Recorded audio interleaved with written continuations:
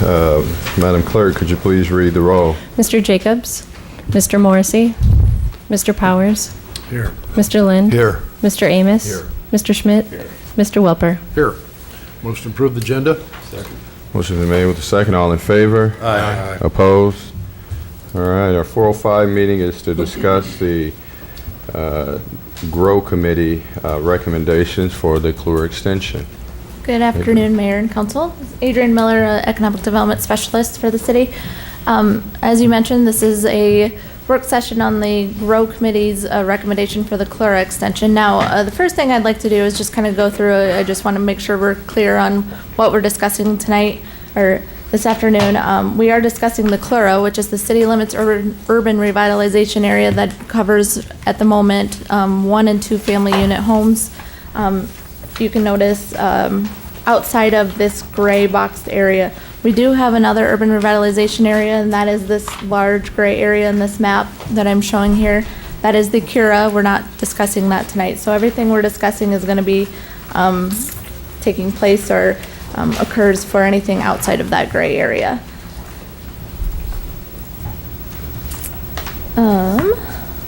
So just a brief history on it. So like I said, it's for 1 and 2 family homes at the moment. It was initially adopted in 2011. For 3 years, we did, at that time, the GROW Committee was actually brought together, and that was made up of local real estate professionals such as bankers, real estate agents, developers, those that are extremely familiar with the residential, what's going on with residential properties in Waterloo. So that was actually brought together prior to the adoption of the CLURA in 2011. They recommended the urban revitalization area just for 1 and 2 family homes because they did see a need for that at that time. We did extend that in 2014, and it is going to expire this December 31st of 2017. You may remember we did bring this before you about 6 months ago. Staff did initially recommend extending it indefinitely, and it was your recommendation that we bring together the GROW Committee and kind of discuss what's going on with the residential happenings in Waterloo. So we did that. We had a number of meetings with the GROW Committee over the past few months. A lot of great discussions on what was going on in Waterloo. And this is just a chart that'll show you a little bit of what, some facts behind of what the CLURA is. So prior to the CLURA, we had a total, for the 5 years prior to CLURA adoption, we had a total of 184 single-family homes that were built. The 5 years after the CLURA adoption, we had a total of 365. So that just gives you a little bit of an outlook on what the CLURA has done for residential construction in the city of Waterloo. Values, we did have values that range from 70,000 to 880,000. Now those values are on their building permits. A lot of times when the assessor's office goes out and actually assesses these structures, they are actually a lot higher than what they show on the building permits. We also did see 52 unit dwellings, or 52 two-unit dwellings, I should say, that were also constructed since the adoption of the CLURA in 2011. This year, the CLURA, or the GROW Committee, they actually had a number of discussion items or topics that they wanted to go through. First and foremost, it was the number of years to extend the CLURA. We had the debate of just doing the 3 years like we have in the past, or extending it indefinitely, even just doing a 10-year period along those lines. Another option or another discussion topic was owner-occupied only. That was a little iffy for us. I know I had actually checked with the attorney's office, and they said there might be some legal issues with that. On top of that, how do we even track who is actually owner-occupied? You know, if somebody's just going to state that they're owner-occupied, there's going to be some difficulties tracking that also. And they also discussed extending it to multi-unit housing, or the 3 and 4 unit housing units within that area. At this time, the GROW Committee did not see any need for those multi-housing units to be extended into or included into the CLURA extension. At this point, the GROW Committee actually just thinks, or had the discussion of the number of years was the hot topic of what their discussions were. So between developers and realtors, it kind of went between, developers have that period of time where they have a development that they need to have filled. It takes them a little bit of time to fill those lots. So they wanted a little bit longer than a 3-year extension because you just need to have that longer time period just to be able to fill all your lots and sell the lots out. Realtors, or I guess I shouldn't say realtors, other Grow Committee members did indicate that, having a shorter period of time did give it a little bit of an urgency to build in the city of Waterloo and kept Waterloo competitive compared to surrounding communities in the area. The chart below here you see that's just kind of an overall fiscal year from dating back all the way to 2003. Housing trends, a number of them. Primarily what we're looking at is the single family and duplex for the CLURA. You can see in the blue, the first two options here, the blue and the magenta, they tend to be pretty low and they do bump up quite a bit in the last few years. The multi-housing, it's always been a pretty strong, dip down a little bit in 2008, 2009, bumped back up after the flooding. We did receive a number of funds for that, so the multi-housing trend, that seems to be holding steady pretty strong. So like I stated, the ultimate recommendation for the from the Grow Committee and also the Planning and Zoning Commission is to extend the CLURA for 5 years for the 1 and 2 family dwellings. Just a number of reasons. It allows for the new developments to fill, and it keeps a high interest in the building in Waterloo, and then also keeps a competitive aspect to the Waterloo compared to surrounding communities. And as stated, Planning and Zoning Commission unanimously recommended approval of the 5-year extension of the CLURA. All right. Adrian, who were some of the folks on that board? Well, we have 2 of them here today. I believe we have John Roof and I don't know why it's Bob Manning here today. So they might be able to speak a little bit on their professions and how the CLURA has affected what they do. But we also had a number of realtors and developers, such as a representative from Skogman.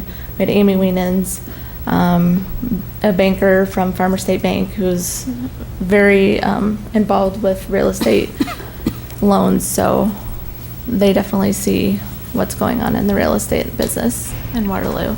I don't know if either of these gentlemen would like to come up and speak, or if you have questions for me at the moment. Either one of you gentlemen, would you like to say something before we turn over to council for discussion?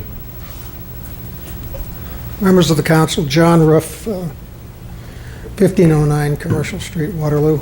We do develop affordable housing, and I've been on that committee since its inception.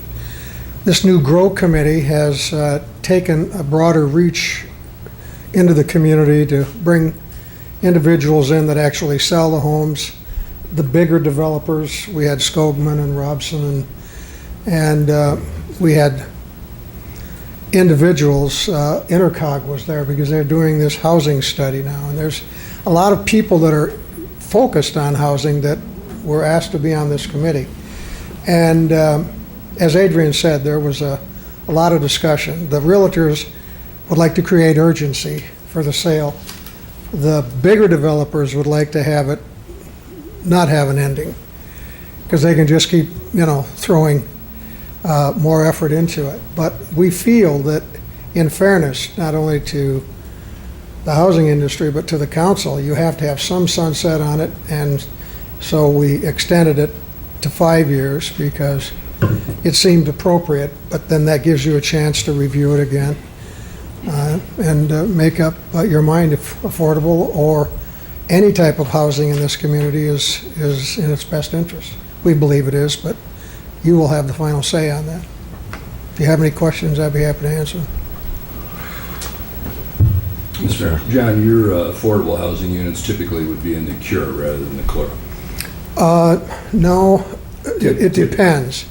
There's Vermont Street and Hummingbird and a lot of west side properties that are not in the CURA. If I build on the east side of Waterloo, mostly all of them are included in the Cura. But this has opened it up for single and two-family homes all over the city. And it's not I guess it's a benefit to the realtor, a benefit to the developer, because you're actually giving something to the buyer, not to the developer or the realtor. It just gives it a little easier path, and there's a lot of people that's why they come to Waterloo over going somewhere else. We talked about it openly. Waterloo, Cedar Falls, other places, and that's why you see those numbers double and going up, because people are staying in Waterloo. That's enough incentive to get them to do that. That's what we feel anyway, Steve. I got another question, but not for Mr. Ruff. I've just got it, I guess, for Eric or Adrian or somebody. So if anybody else got a Okay. question for Mr. Ruff, go right ahead. Tom, you have questions, sir? Okay. Thanks. Kill that fly. All right. Thank you. And I think I kind of opened our eyes to that. Yes, there's the Clura, but we need to take a look at a total package of what we can offer depending upon where you're at. If affordable housing programs that we need to take a look into.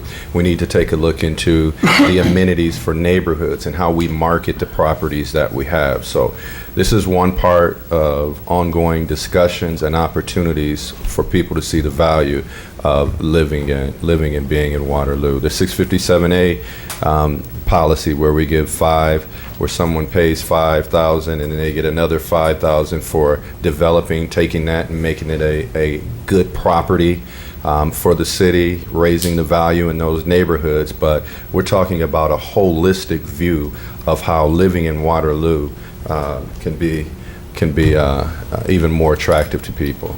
So Yeah, I like what you're doing with the Walnut neighborhood. That's really making an impact. And that should be happening all over, really, yeah, in older areas. yeah. Thank you. All right.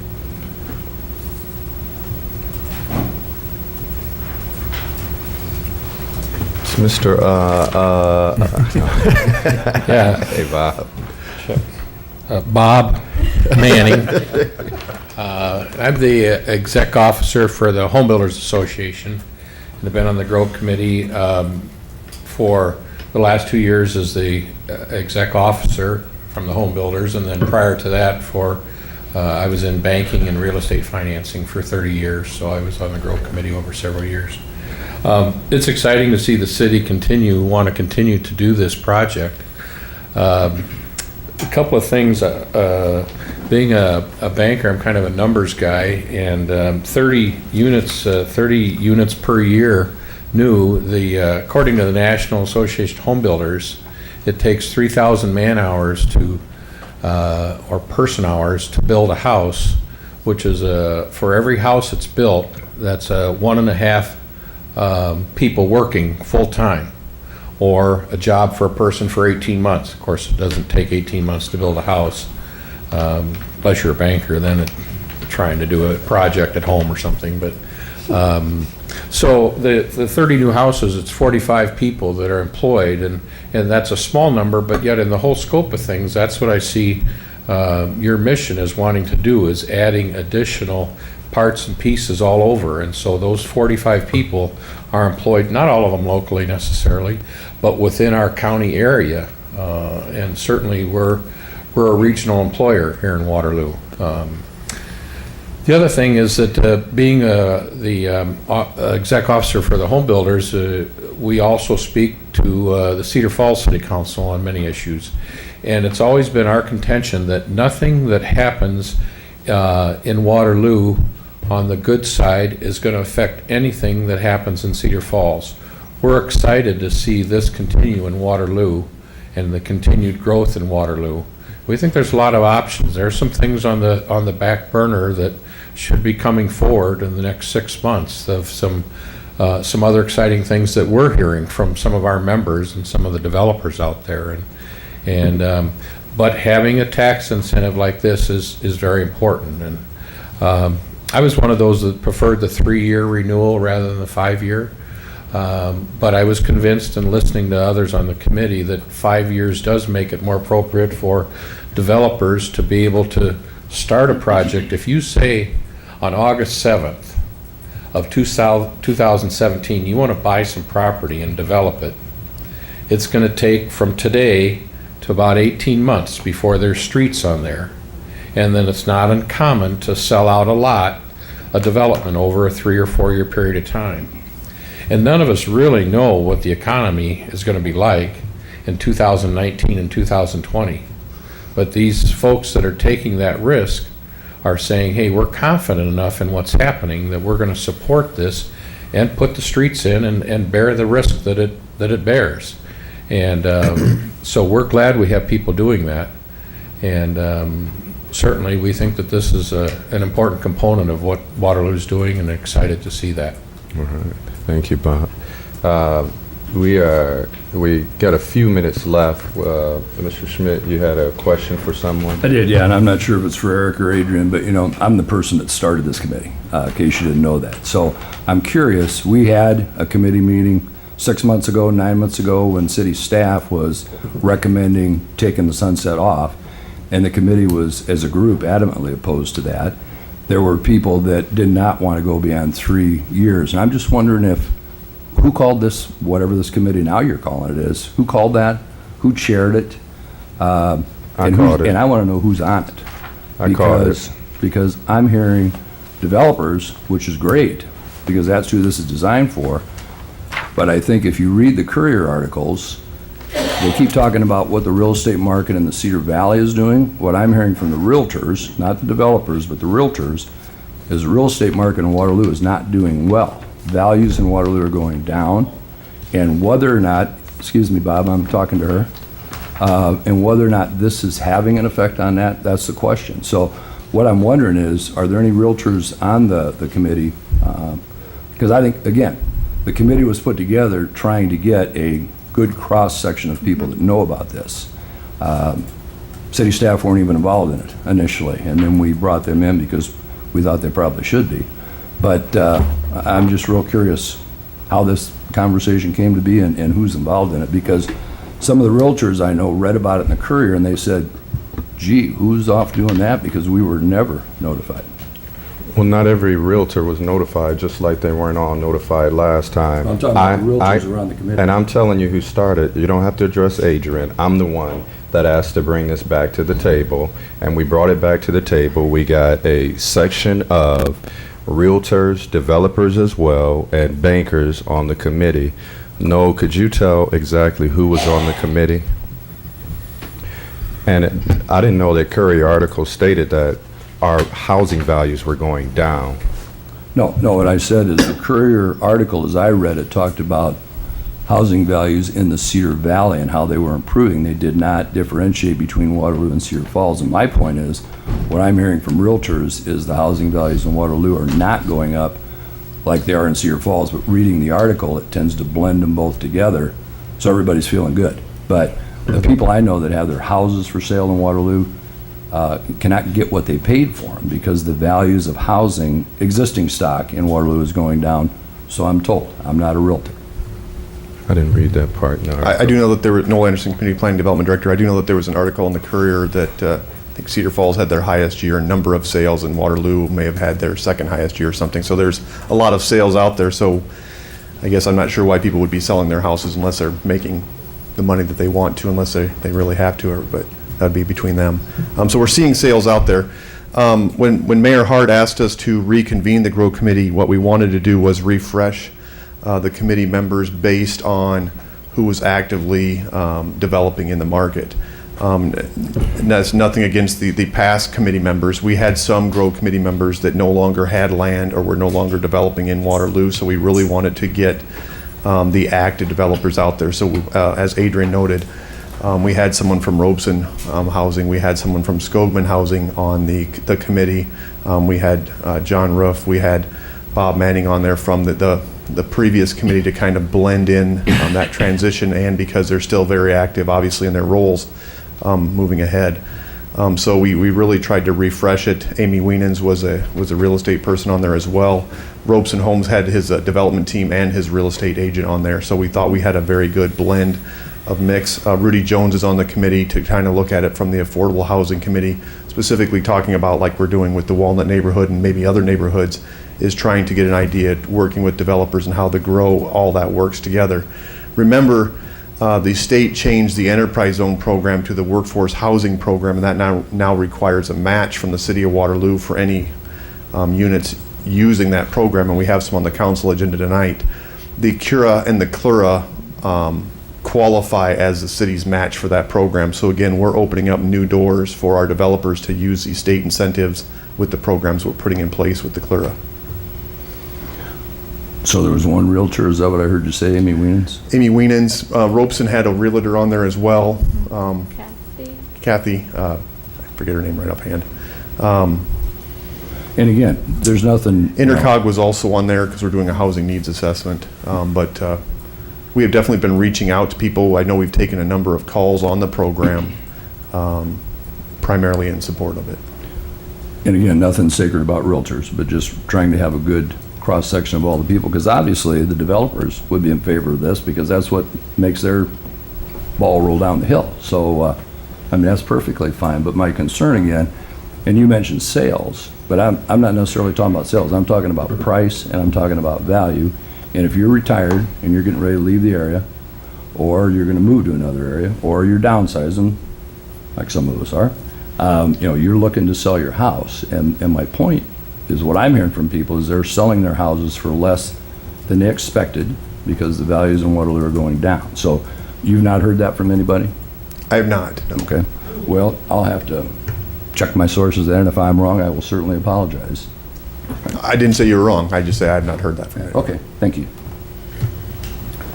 Adrian, Mr. Mayor, Yes. a question I got is these numbers, we got total 202, 111, 216, 129, 205, 164, and it looks like that's 1, 2, 3, 4 full years because the numbers for 2017 aren't all the way in on this chart, correct? And I'm just wondering, have you done any kind of analysis of how many of these structures are occupied still? And then I'm also wondering, if you're going all the way back to 2003, how many of those, was there any kind of comparison about how many of those are still occupied, or how many of those are on the market, up for sale, vacant, and have any been torn down, quite frankly? We have not done any kind of analysis of which ones are occupied or which ones are vacant. That's kind of hard for us to determine. I'm not sure, I'm trying to think of a way that we might be able to do that, or who might be able to have those stats more readily available than us, because we don't really pay attention, or I don't want to say we don't pay attention, but we don't track, who's in a house and who's not in a house. That's a little more difficult. I know the closest thing I can think of is the assessor's office has the homestead credit, but that would be the only way that we might be able to remotely look at. I don't know if the Board of Realtors have anything like that, or they do, occupancy. So that might be something we could look into. Yeah. But I mean, so Adrian, I guess just to amplify that, if I was looking at this, and if optimistically, I'd be thinking that in 2012, 202 are currently being lived in. 2016, 205 are currently being lived in. That's being optimistic, but it's not necessarily the truth. So, just wondering. Question?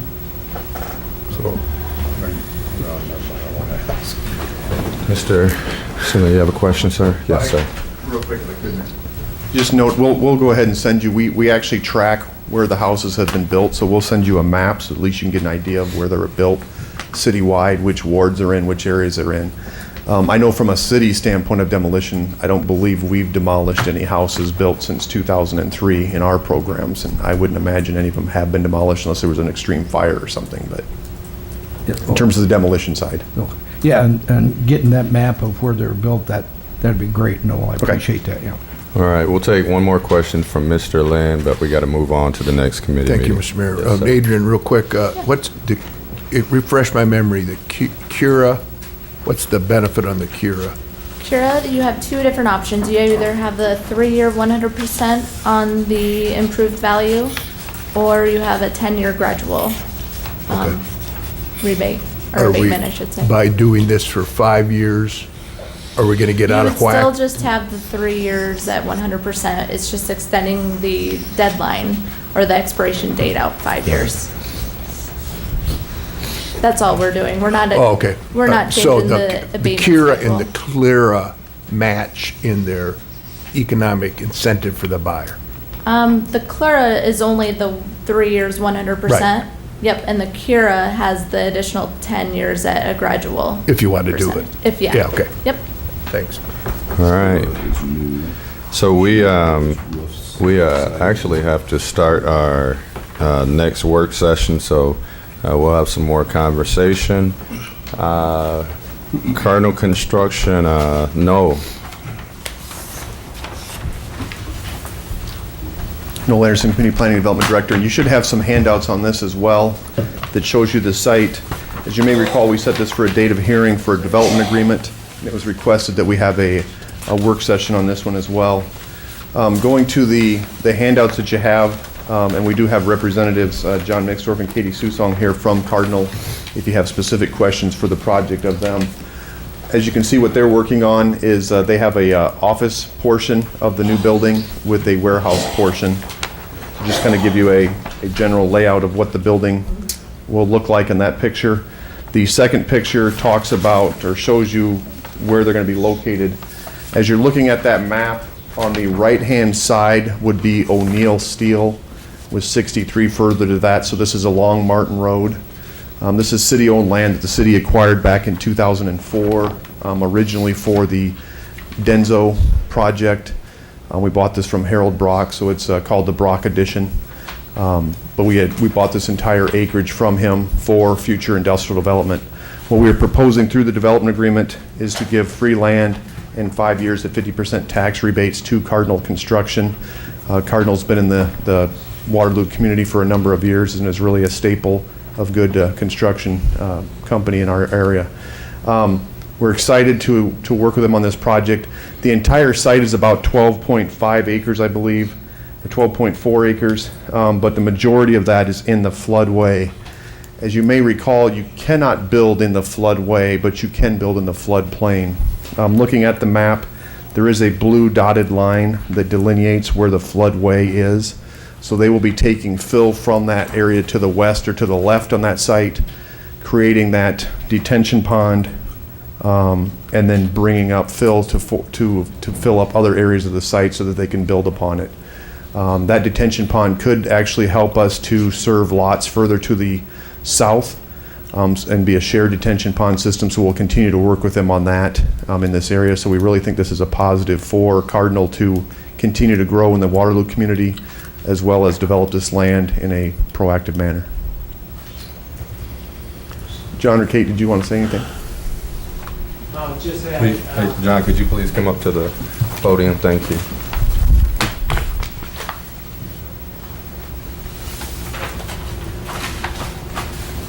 John Mixdorf, President of Cardinal Construction. We ended up running at the Waterloo building right now. Our lease is up in 19. We decided we wanted to get both our office and our warehouse together. And we took a look at this property. Thought it would work good for us as a construction property since most of it you can't build on. We'll end up taking and making a pond out of that area in the back in the floodway. There is some wetlands back in there also that won't get disturbed. We'll take that pond and we'll probably make it close to 25 feet deep, taking all the sand that we can out of it to fill the area. So it's a positive for us, and we see it as positive for the city. Any questions, Council? Mr. Mayor. Go ahead. And for Noel. Noel, can you give me the approximate value of the land, the value of the tax rebates, 5 years at 50%, and are there any other costs involved in this development, like sewer or water? I'll start with the easy one there. Yes, we will be extending sewer to this area. And remember, and we could have panned out, I guess, and we can provide you with another map. We'll actually have further land to the south of this for 1 or 2 more lots for the sewer to serve. We'll actually be working to acquire the sewer that's currently located between O'Neill Steel and Far Beverage. There's a sewer that goes about halfway through there, so we'd acquire that from them, extend that over to Martin Road to serve this site, and then to serve potentially 2 other sites, essentially south of this site but north of Denso. Remember, to the west of Denso is where the Quick Start blending station is also going, so we're seeing good development in this area as extending infrastructure to serve that. I know we bought this land for about $7,000 an acre when we originally acquired it. I would imagine the value of that, the higher values are obviously down on the Ridgeway end. With this being in the floodway, there's probably very little value to the floodway areas except for a detention pond area or some open storage or something like that.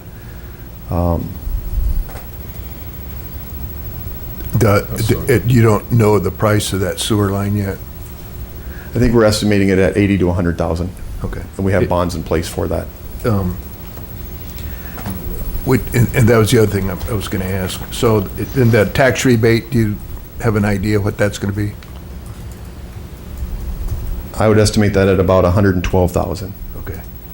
All right, so when you say bonds, so we borrow money, but then do we pay the bonds off with TIF funds? Correct.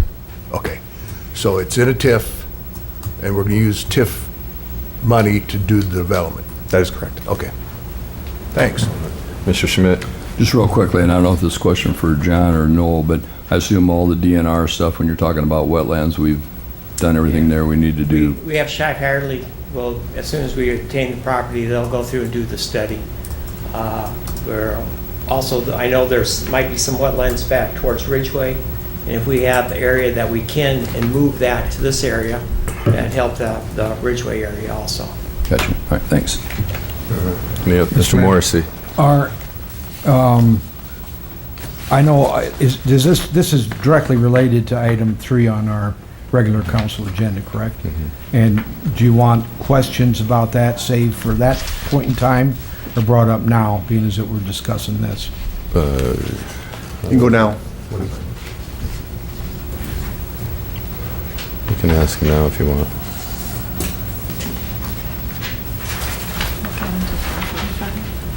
We got 7 minutes left, so.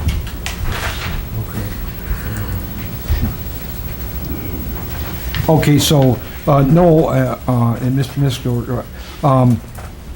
I noticed in reading over the development agreement in B, it says may for a detention pond rather than shall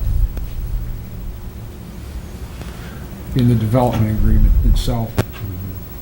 I can start and John can probably finish. So, really until they get Shive Hatter in there, really figuring out the details of the calculations and all that, we'll figure out if the detention pond would serve them or would serve as a regional one and how all that land kind of lays out.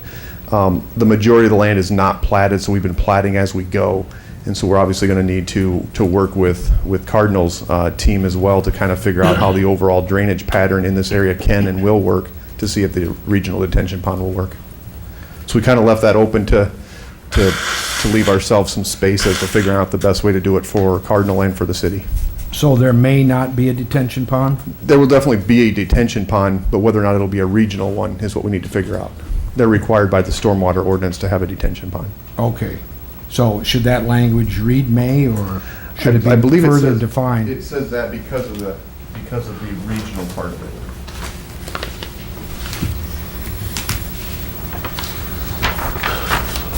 Yeah, because it's talking about surface water flows from other properties in the vicinity, so we're still covered. Okay. And next thing I was wondering is, it puts in here something about the city having to compensate if other developers come in, and why wouldn't the other developers that come in have to pay for that rather than the city having to pay?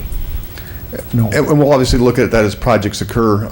Maybe that they get less incentives or something like that if the city's compensating, or maybe we're compensating through additional incentives. But essentially, if we can do this through a shared detention system or something like that, it can open up other land at a higher percentage for development by having the shared detention system. So maybe the land to the south, instead of it being 2 acres for development, and then a detention pond would be 2.4 acres for development because they're going to use this shared detention pond. So we've kind of set it up to where as we start to figure out some of the details in this and really get into the design of it, we'll figure out the best way to increase our development activities in the area. So the language is not necessarily the way that it's going to actuate, is that correct, Noel? I think it basically will all say that by further agreement or by further activities, we'll have more amendments or more agreements to this agreement. Where the city would not have to pay for that. Correct. Okay. And I think that, Mr. Missdorf, you addressed the wetland issue. So that's all I have. Thanks. All right, Mr. Quick Powers. question.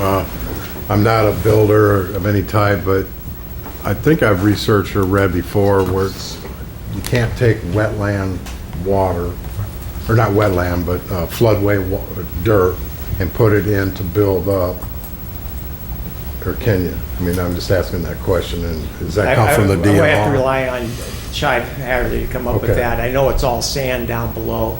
Okay. So it'll be pulling sand out of it. So it'll be sand. And then is the retention pond, according to the briefing material that we got, was going to be around 2.5 acres, Unless we can go bigger, unless you can go bigger. yes. And then that will be, is there any release, or is it just going to be a holding pond, much like what is out in front of O'Neill right now, where it just holds major rainstorms, it floods, it fills up? And We'll have Roll we'll down. wait for them to design it. Okay, so the DNRs and others, Yep. planning folks are gonna be, okay, so there's, and then I have had a couple citizens call about the somewhat unapproved road from the north off of Ridge, or excuse me, off of 63, coming back into your new property. Is there heavy equipment that'll be used in that? Or could you do a company policy to only use the concrete portion of the road for your entrance into your warehousing? Well, that way, we will have cranes and some semis coming in and out, not a whole lot, but it'll run down, it'd be easier for us to run down to Ridgeway. To Ridgeway, And come okay. out that way. So it's gonna be on what is currently the concrete Yes. road, not the unimproved, what I call an unimproved road? Blacktop. Yeah, okay, all right, thanks. Mr. Mayor? Mr. Lynn. One other question, the million-dollar question. How many jobs are you going to retain or create by this project? How many jobs I'm going to retain? We have 62 people working for us right now. They'll retain all those. Will this increase at all? Well, not immediately. I don't see it adding a lot of jobs to the site, no. Okay, thanks. All right, Mr. Just real Schmidt. quickly, the question of Councilman Powers, so if you would find out you couldn't do that, is that just a somewhat minor expense, given the scope of things to have to bring in fill from someplace else if you can't Well, use that sand because of originally we the- wanted to, that's why earlier, we had a location of some dirt to bring in. And so I think you approved us to be able to do that earlier. But then the city had a lot more requirements that we needed to do, and so we just decided we'll wait. It's also, we'll be bringing, fill in from other job sites that we have. Yeah, okay. Thank you. All right, thank you so much. Okay. All right, Thanks for your faith in Waterloo. absolutely.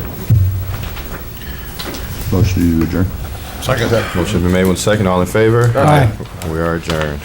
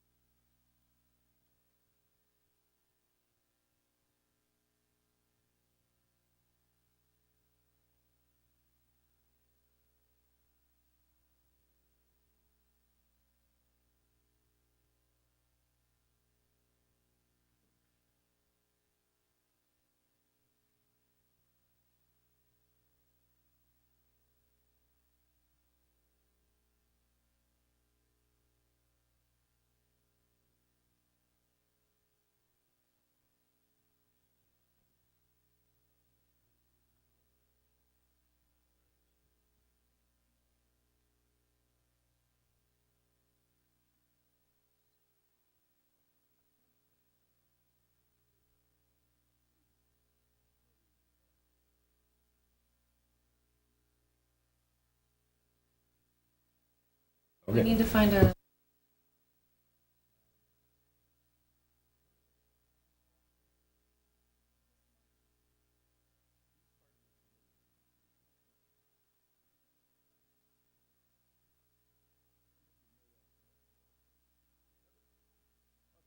Slides later. Okay, Let's I'm call the ready. Buildings and Ground Committee meeting to order if we could, have a reading of the roll, please.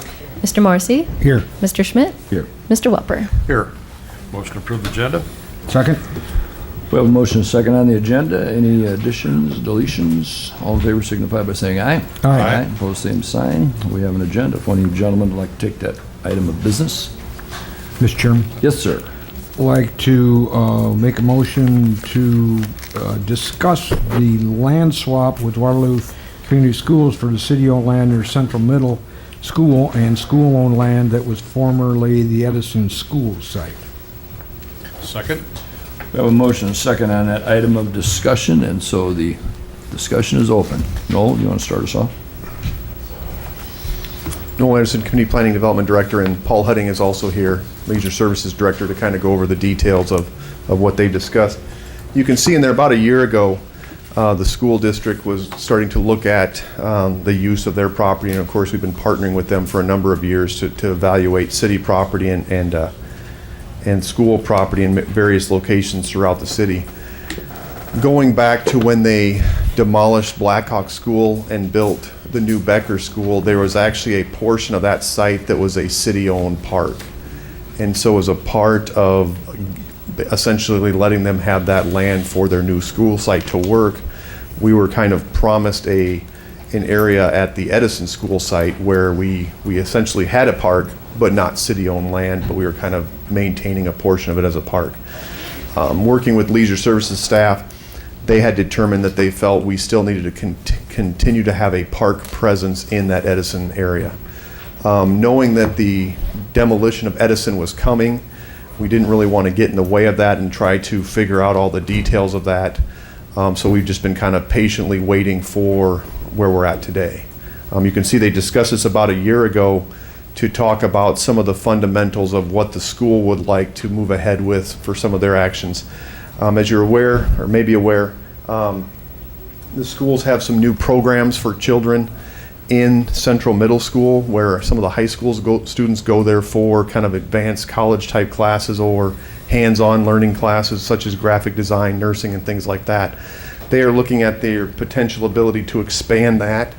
Plus, they're also looking at their ability for more athletic fields in some of the park space back behind or kind of the south end of Miriam Park.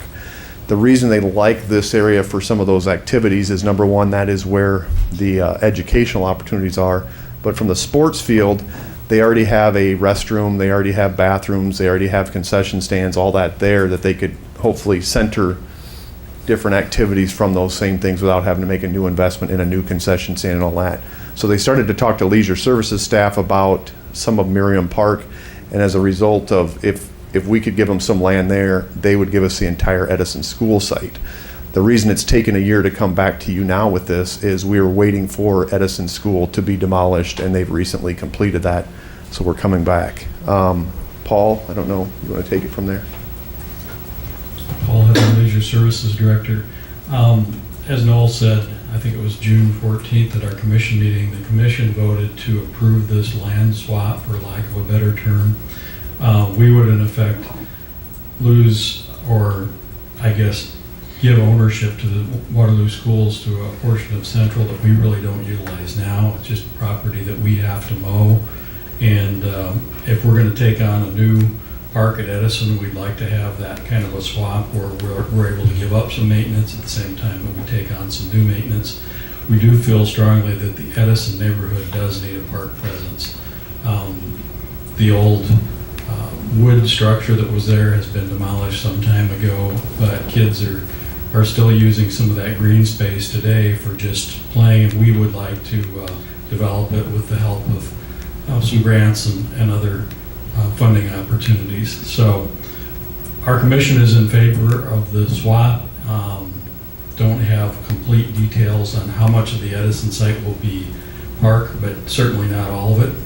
There's other uses for the other portions. And Noel, I don't know if you want to add anything as far as the size of the Edison School Park. We're open on that. We can definitely get you some drawings that have kind of preliminarily been put together. The Edison School site's a unique one in that the south end is on Falls Avenue, so you probably have some small commercial lots for some small buildings down there. I think where we envisioned the park would either be at that northwest or northeast corner where it kind of was before of the entire Edison School site. And again, like Paul said, we'll probably finalize some details once the city takes ownership of that, of exactly how much land we need for a park in terms of the uses that they envision happening there. I think it's important to mention too that Miriam Park will continue to be there. So the land that we'd be conveying to the schools is not injuring the use of that park land anywhere. There's an excessive amount of land there, so that'll continue to operate as a park as well. Is Marion Park the one on Green Hill? Correct. So, Pumpkin Park. in the original Edison discussion, wasn't there supposed to be some housing? There would be, so there'd be, Okay. I'm sorry, yeah, I kind of skipped over. Yeah, well, that's what I So thought. there'd be some park area, then there's probably some commercial lots, and then the majority of the site could definitely be residential. I don't remember, I think we had it somewhere between like 10 and 16 lots, could probably easily be in that area, and still have a healthy size park. Mr. Morrissey? Yeah, Mr. Chairman, Noel, has this swap been discussed with the neighbors in the Marion Park neighborhood? I believe there was, I guess you addressed it to Noel. Well, Go ahead. either one. I believe there was some press on it, and there was an open meeting, the Leisure Services Commission meeting, where it was discussed openly. We haven't heard any concerns, complaints. Again, the area that they're talking about using really isn't programmed for anything now. It's just a large open field that we mow. So there was no negative feedback that, Have had no negative feedback. I have had feedback on, we'd like a park in Edison, and Right. and we'd like to get started on that once we establish the boundaries. So, okay. And, no negative on that. And then back to the Blackhawk, going back into ancient history, I guess, the Blackhawk School Park is gone, so that's off our maintenance rolls. So council's kind of tasked us with trying to reduce our amount of maintenance, and it's hard to do that. But in this case, we actually are cutting back a little bit while we're also creating a new park in an area that's really was considered to be a park before, but was maintained by the school. and I was wondering on the picture that was part of the attachments, could you, Noel, explain what portion you're talking about here? Because it says up here, included is a photo showing the approximate location of the property adjacent to Central Intermediate, but then, I mean, it's not really identified, Noel. Yeah, sorry, I think there was a color copy that had a drawing on it, and apparently it didn't transfer when we did it. It's essentially this green space right over here. Kind of at that south end of where Miriam Park would be up here. It's this far south end. Okay. So on the colored photo, that would be a different color? Because It had I think it had a yellow boundary line or something like that. well, there's this line right down the middle. What's that? No. That's the actual fence, I think, between current city property and school property now. There was a yellow highlight on that. I don't know what happened to it, Yeah. but I'll try to send Oh, okay. something out. It's hard because you can't tell which part of the park you're talking about by this map. Okay, so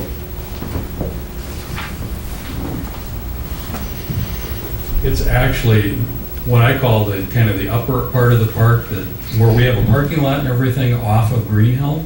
That all will remain intact. So the area around all the play equipment and things like that will remain unchanged. So when you go down the hill is the best way I can describe it.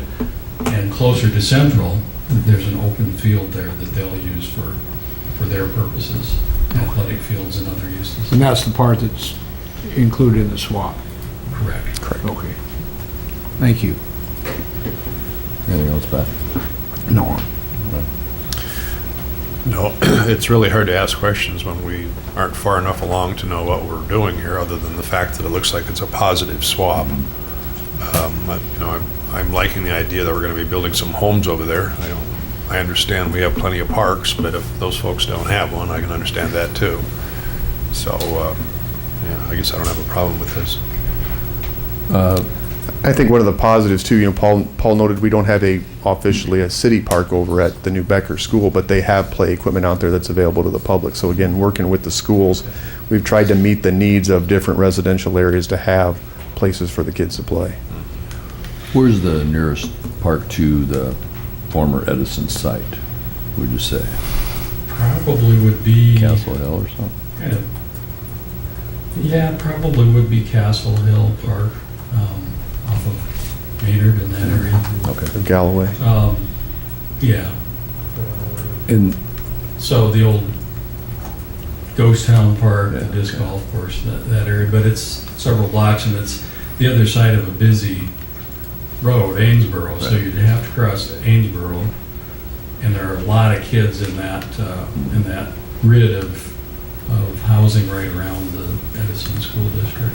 And the development around Central would not add to the traffic situation, right? Because I'm starting to hear comments about Green Hills starting to resemble University Avenue with the stoplights, which we were proponents of. I mean, we definitely need that for the traffic, but this won't increase traffic on Green Hill because that'll be more playground, athletic area rather than cars going in and out of there for that, correct? Wouldn't Yeah, I that mean, still- really, anything the school would be doing would be more increasing traffic onto Katowski or Right. Huntington, On the because it'd be coming from the other side. southeast side or whatever, yeah. Yeah, they wouldn't be coming through our park to access this property. Or on the back side. Yeah, you'd have to hike through so it wouldn't make sense to pull it off of Green Hill for what they're developing. Mr. Lynn? Mr. Chairman, real quick, Noel, that's Progress, isn't it, right there? Going into the park? On the west side, Isn't that Progress? Progress or Midway? That's Progress. Right there. So we got stop signs right there. Anyway. Oh, yes, yes, is yeah, at the north, yes. So going in and out of that park will be controlled by stop New signs. A stoplights. real quick question, what's the size and the values? I'm just trying to get my mind, what are we doing here? We'll get those to you and some proposed layouts so you can kind of get an idea of that. Okay, because it sounds to me like, I think it was We're very giving similar, actually. are they really? I believe so. Okay. Mr. Anybody Chairman, else? yeah, Yes, sir. what action are you asking from the committee? Just that we recommend continue to work on the details of this, because we'll probably have to start possibly getting some surveys and things like that. You're not asking us to move it to full city? No, we can definitely bring it back to you once we have kind of the plans laid out for it. We just wanted to make sure that you were in support of this before we start spending money. Anybody have anything else, Tom? Joe? Do we need to express our support for it, Mr. Chairman? You I don't know. just want to recommend that we continue to work on it. Yeah, Okay. yeah, I think, Sure. are we in agreement with that? Sure, okay. All right, anybody got a motion to adjourn? Motion to adjourn? Second. All in favor signify by saying aye. Aye. We're adjourned, thank you, gentlemen.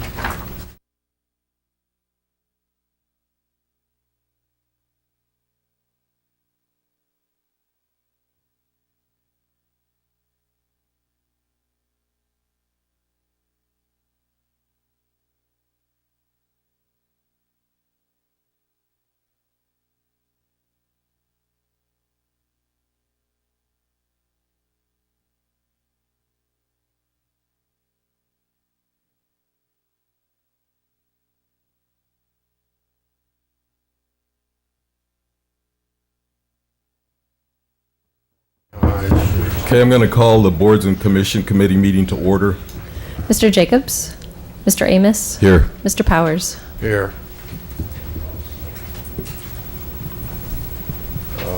I'm sorry, I gotta get That's this okay. caught up. Okay, Mr. Chairman, if I could, I'd move the approval of the agenda as proposed.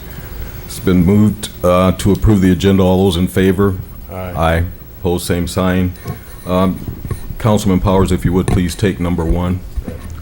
Motion to receive and file Mayor Hart's recommendation of the following appointment of Virginia Wilbur to the Board Commission, or the Commission of Planning and Zoning, expiration date of 8/7/2020, and that's a new appointment. I'll second that.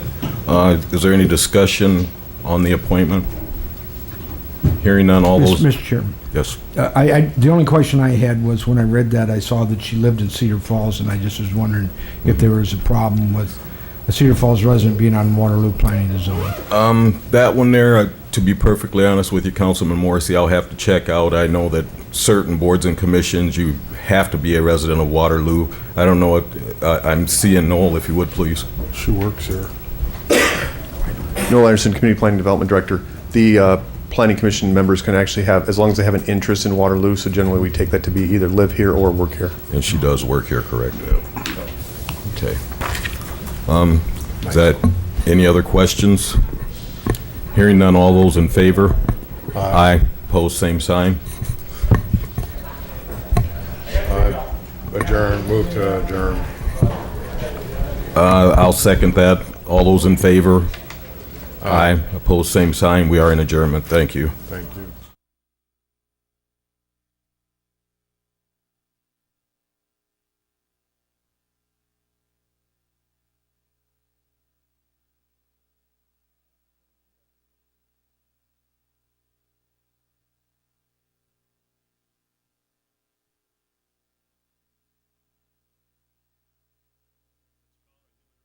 Committee to order. Madam Clerk, would you read the roll, please?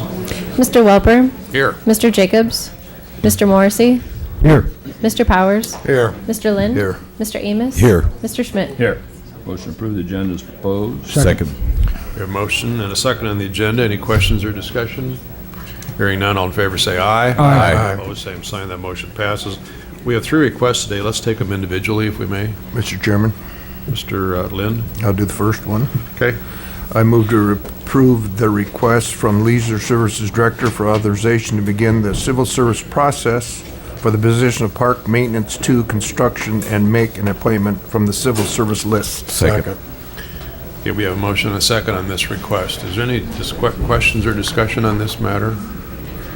Mr. Chairman, Mr. Morrissey? I noticed, Paul, that in the questions, I believe it was, number 8, it talks about construction crew going from 6 to 4 in the last 6 years.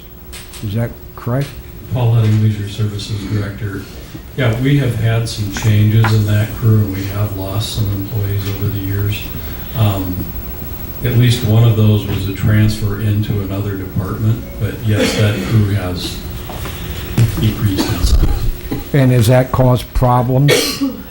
Well, our construction manager is here, so Travis could probably answer that better than I. And Travis, you didn't come down here just for the ride, so is it causing problems to have a small crew?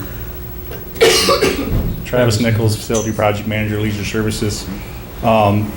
We went from 6 down to 4. We had a leisure electrician and a leisure master plumber. Those guys did 50% electric work, 50% plumbing work, and then 50% of the time they worked with the construction crew. So when we lost those 2, we basically lost one guy. So then we were down to 5, and then so now we're at 4, missing this employee right now. It puts us down to 3, and it does hamper our ability to complete the jobs. Okay, thanks. Okay. Anyone else? Travis, can I ask you how long has this position been open? We had our gentleman resigned July 21st. Thank you. Anyone else?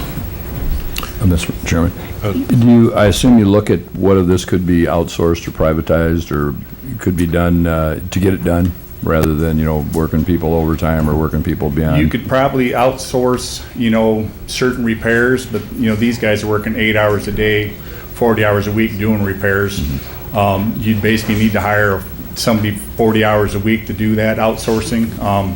In order to do that, you'd probably have to go with a time and materials like contract with the contractor. I talked to a local contractor. Their wages for that run anywhere from $40 up to $75 an hour based on what they're doing. This is a skilled trade position. These guys are rough and finish carpenters. They do cement work, drywall, painting, operate small and large equipment. It's not something you just go out to a temp service and find an employee like that. And what's this position expected cost with benefits? We have that in your council action form, and it's $53,664 annually for the salary and $26,871 in the annual benefits package. That's right at 80,000. And Travis did do those comparisons with outsourcing. So if you were to outsource the full 40 hours, you would spend more money with a private contractor because they're going to have to mark up their labor Sure. to some extent. Thanks. Okay. With that, we have a motion and a second. We need a roll call, please.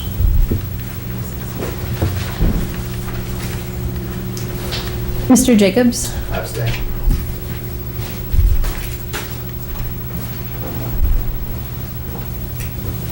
Mr. Welper? Yes. Mr. Morrissey? Yes. Mr. Powers? Yes. Mr. Lind? Yes. Mr. Amos? Yes. Mr. Schmidt? Yes. Okay, the motion passes. Number 2.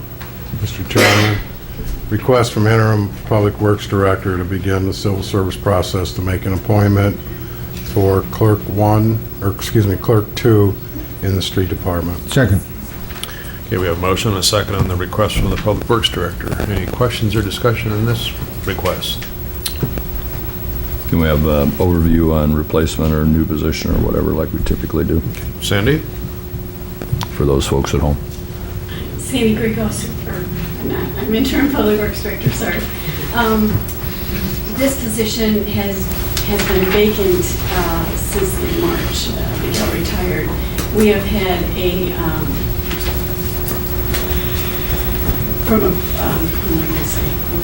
we've had a fill-in, okay. But this position is getting to be very important as the other 3 gals in the office are reaching retirement age. We have no one to back up in payroll, in bills payment.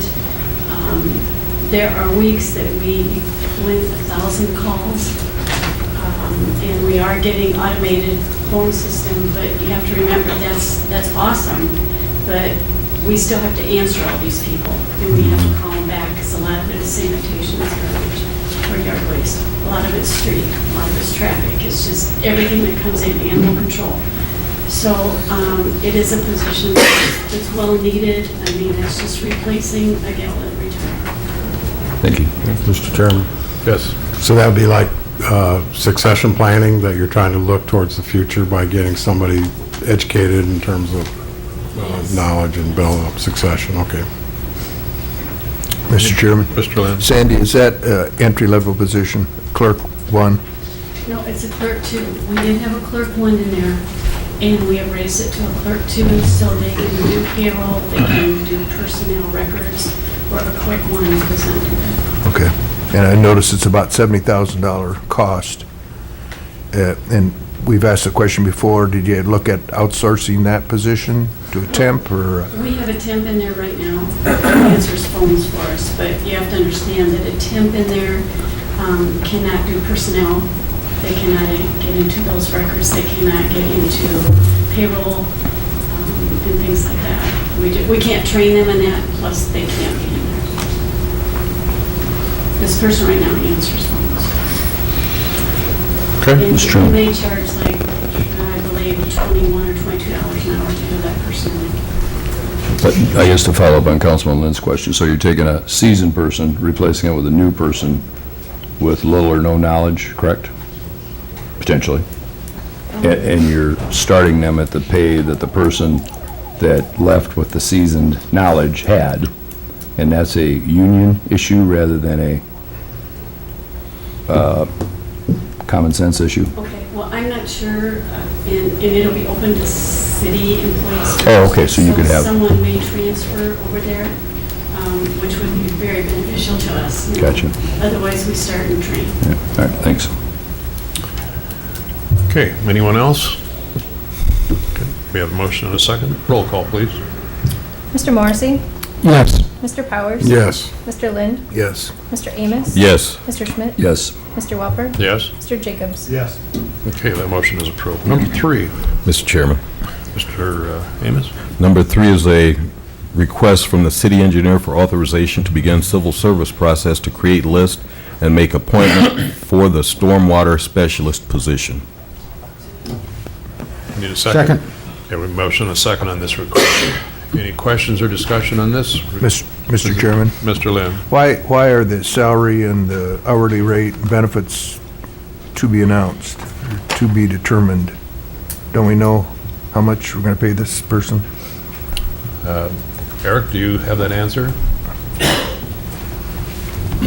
This is a union position, so there's a range, and the starting salary is just a little over 59,000, and then it kind of goes on up from there. And then I suppose the benefits would add about another 20 to that.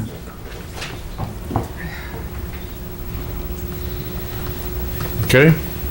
Mr. Chairman, Eric, Yeah. if you could, just for the folks at home, this is a replacement position, this is not a new position. Yes, this is our stormwater specialist who is in charge of making sure the city stays in compliance with our stormwater permit, and there's a lot of facets to that. Involves a lot of inspections for contractors, involves inspections of public facilities, involves education. We get various spill reports that we have to investigate. We have drainage ways that we have to assess. We have all of our storm sewer outfalls that we have to inspect once a year. There's a whole list of things in our permit that we have to do. We tried to do it when this first came about 7 or 8 years ago with in-house staff, and we just couldn't keep up. There was just too many different conditions that we have to do, and so this is one of the reasons the stormwater fee was put in place, so that we'd have funding to hire a person to handle all of these mandated permit requirements. So this is a new position. No, it's been filled. Phil Schubert was. I'm sorry, I was asking for the folks at home again. This person's left, they've retired, why are we having this They conversation? resigned, took Okay. another position at All right, UNI. Okay, all right, thank you. Anyone else? Need a roll call, please. Mr. Powers? Yes. Mr. Lind? Yes. Mr. Amos? Yes. Mr. Schmidt? Yes. Mr. Welper? Yes. Mr. Jacobs? Yes. Mr. Morrissey? Yes. Okay, the request is approved. Motion to adjourn. Second. Motion and a second on adjournment. All in favor, say aye. Aye. We are adjourned. Thank you.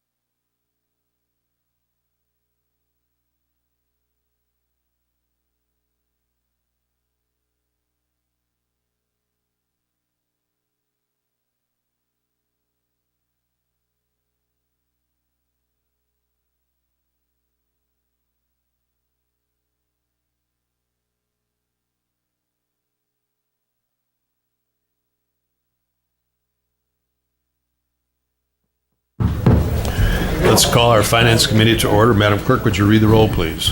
Mr. Jacobs? Here. Mr. Powers? Here. Mr. Welper? Here. Mr. Chairman, if I could, I'd open up approval of the agenda and approval of the minutes of July 24th, 2017 as proposed. Second. Motion and a second on the agenda and minutes. Any questions on that? Hearing none, all in favor say aye. Aye. Opposed, same sign. That motion passes. Under new business, if somebody would take the first 4 items. I'd take travel requests.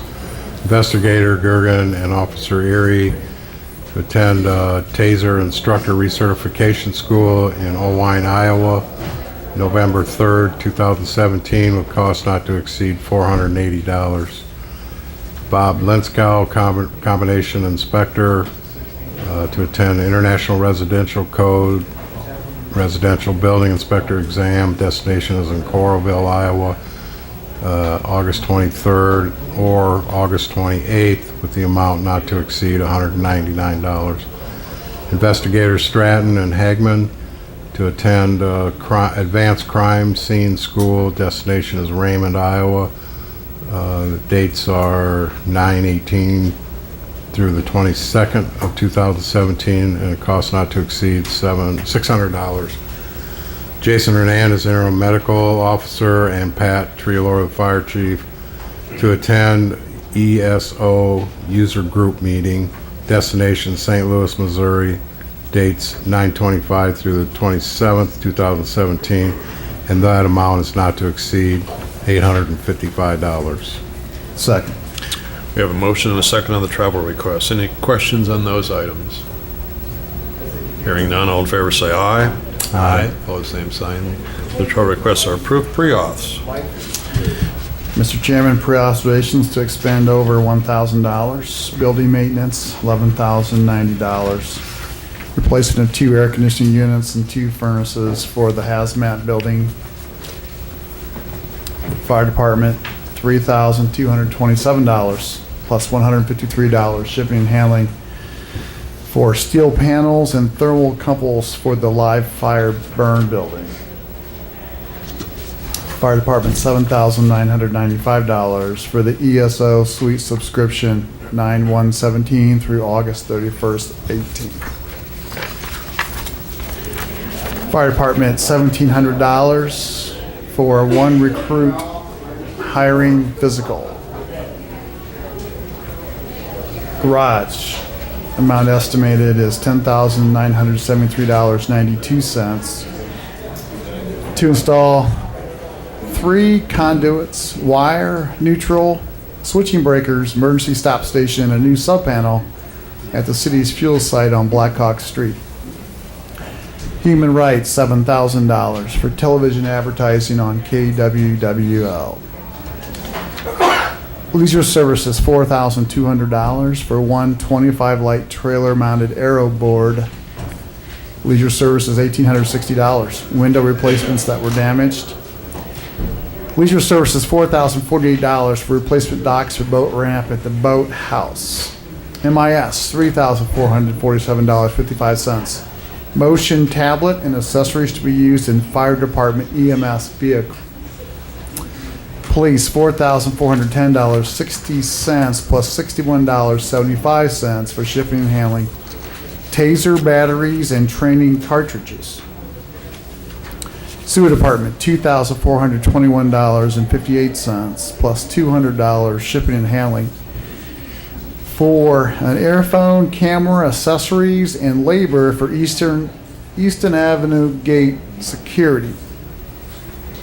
Street department, $4,500 plus $185 shipping and handling for used Caterpillar RR 250 drive transmission for a 1991 reclaimer number 710260. Street department estimated of $4,000 for repairs for end loader number 194A05. Traffic operations, $1,100 for a simple sync, row map, simple sign support, and maintenance. Second. Okay, we have motion and the second on all the pre-auths. Any questions or discussion on any of those items? Mr. Chairman, I'd like to ask about the sewer department for the labor for the, I guess the gate or the fence area.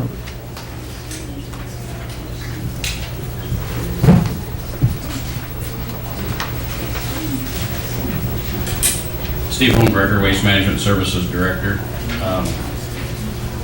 Through time, we've made a decision it's best for the security of the plant to have the gate closed and have it opened upon request.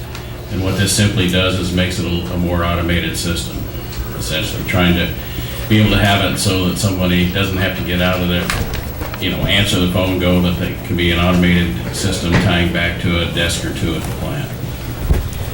So this request isn't for labor for the gate security, it's for the equipment. It's the labor and the installation to put the equipment. To install the equipment, Yes. okay. And that's something that we think we'll continue to have to do, is to gate up the facility and. We feel it's in the best interest. Probably should have been done a long time ago. When you go to a lot of the conferences and look at Homeland Security, one of the most vulnerable places within a city operation is the wastewater plant. So you want to try to keep people that you do not have desires to be there have control and have improved security. And this is not uncommon at wastewater plants or water plants in particular throughout the United States. Okay, thanks, Steve. Any other questions? Okay, hearing none, on all the pre-auths, all in favor say aye. Aye. Opposed, same sign. The motion passes. Madam Clerk, we're going to have to take a recess. I do not have the bills payment. Or do you have it? In our packet, we have the cover sheet as of Friday, so we should approve that at least. Okay, you have that. Can you give me that number? Yep. 1 million. Here, let's write it.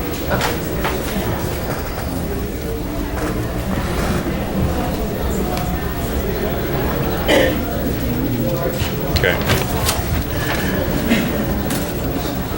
The budget line item amendments, there is only one, which would be on file in the city clerk's office, and it looks like the bills are $1,469,579.36. Second. Okay. Mr. Chairman? Yes. If we could get an explanation on number 6, the cost of the van was projected to be about $30,000, but is it more than that now, or do you know what's behind that increase? I don't think it's that much. The match is 50%, up to 25. Just want to clarify what we're spending on the van. Sandy Creek, Interim Public Works Director. We did, when we applied for the grant from the gaming, we went after $50,000. When we went out for bid, we got a really good deal on a van, on a new one, and it came in, I believe, $24,000, maybe $25,000. Okay. So each half is around $13,000. Okay, thank you. Any other questions? Mr. Chairman, yes, then a quick question then, Cindy, why do you have a budget for 50 grand?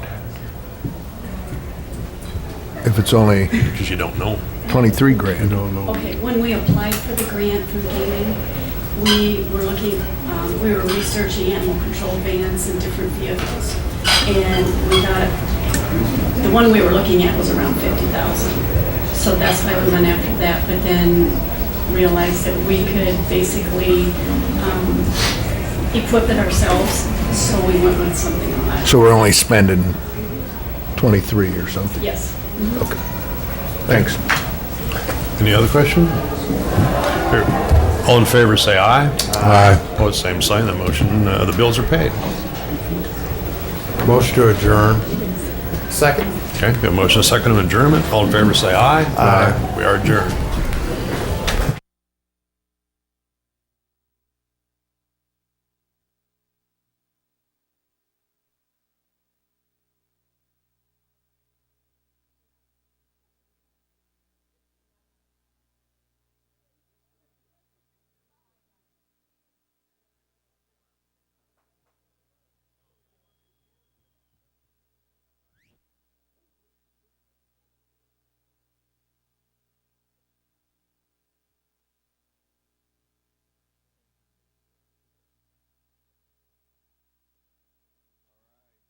Can you hear me? Can you hear me? All right, good evening, and I'd like to welcome everyone to this evening's City Council meeting on Monday, August 7th. Madam Clerk, could you please read the roll? Mr. Jacobs? Here. Mr. Morrissey? Here. Mr. Powers? Here. Mr. Lind? Here. Mr. Amos? Here. Mr. Schmidt? Here. Mr. Welper? Here. Right now, we will have a prayer by Justin Kane, Grace Lutheran Church. So we give everyone the option. Either you can stand or you can sit, but if you would please join us. Let us pray. Lord God, Heavenly Father, you have established government for the promotion of peace, the maintenance of justice, and for our prosperity. We thank you for this gracious gift, and we pray that you would endow the members of the City Council your wisdom as they make decisions and conduct the affairs of this city. We pray also for her citizens, for their protection, their peace, their justice, and their prosperity. Grant that the deliberations tonight would be carried out in a spirit of cooperation and consensus building. Lord, we ask this in the name of your Son, our Lord and Savior Jesus Christ, who lives and reigns with you and the Holy Spirit, one God, now and forever. Amen. Amen. Thank you. Thank you. We will now have the Pledge of Allegiance by Noel Anderson. Please join me in the Pledge of Allegiance. I pledge allegiance to the flag of the United States of America and to the republic for which it stands, one nation, under God, indivisible, with liberty and justice for all. All right, thank you. And now be seated. I'll have to let you know it's any like little talking between one or two is kind of loud up here, so we'll just ask for your patience, and if we can make sure that we can hear you in a second. So if you will keep a couple of comments down, that would be great. Mr. Mayor? Yes, sir. I'd like to make a motion to approve the agenda as amended. We have two corrections. The first one is item 1A6, amended by changing the street closure times and adding closure of alleys with access to 4th Street, and it will read as follows. The request of Cedar Valley Pride Fest, Inc. for a variance to the noise ordinance and permission to close the 300 and the 400 block of West 4th Street and the 500 and 600 block of Lower Washington Street on from 4:00 a.m. on August 26th through 5 a.m. on August 27th, 2017, and alleys with 4th Street access from 7 a.m. on August 26th through 5 p.m. on August 29th, 2017, in conjunction with the Cedar Valley Pride Fest 2017 event, including the use of a PA system. The second amendment is item number 17, amended by changing the location from Baltimore Street to Vermont Street to read as follows. The resolution supporting the application by Blackhawk Contracting and Development Company for the Iowa Workforce Housing Tax Incentives Program to construct 4 new single-family homes in Waterloo located on Vermont Street and Hummingbird Circle, and authorize the mayor and city clerk to execute said documents, and also the approval of the minutes of July 24th, 2017 regular session as proposed. Second. That motion has been made with a second. All in favor? Aye. Opposed? We have an agenda. Mr. Mayor, just for clarification, when Mr. Welper, Councilman Welper was going through that, he said one of the dates was the 29th that you said, which would be on a Tuesday? Or did you mean the 27th? I'm reading it as proposed. It's written in their request that way, too. Oh, okay, thank you. So, yeah, if we need to get further clarification, we can do that as well. So someone can follow up. All right, first up on the this part of the program is a proclamation declaring August 13th through the 19th, 2017 is National Health Center Week. So if I can have Chris Kemp, if you will please come up and join.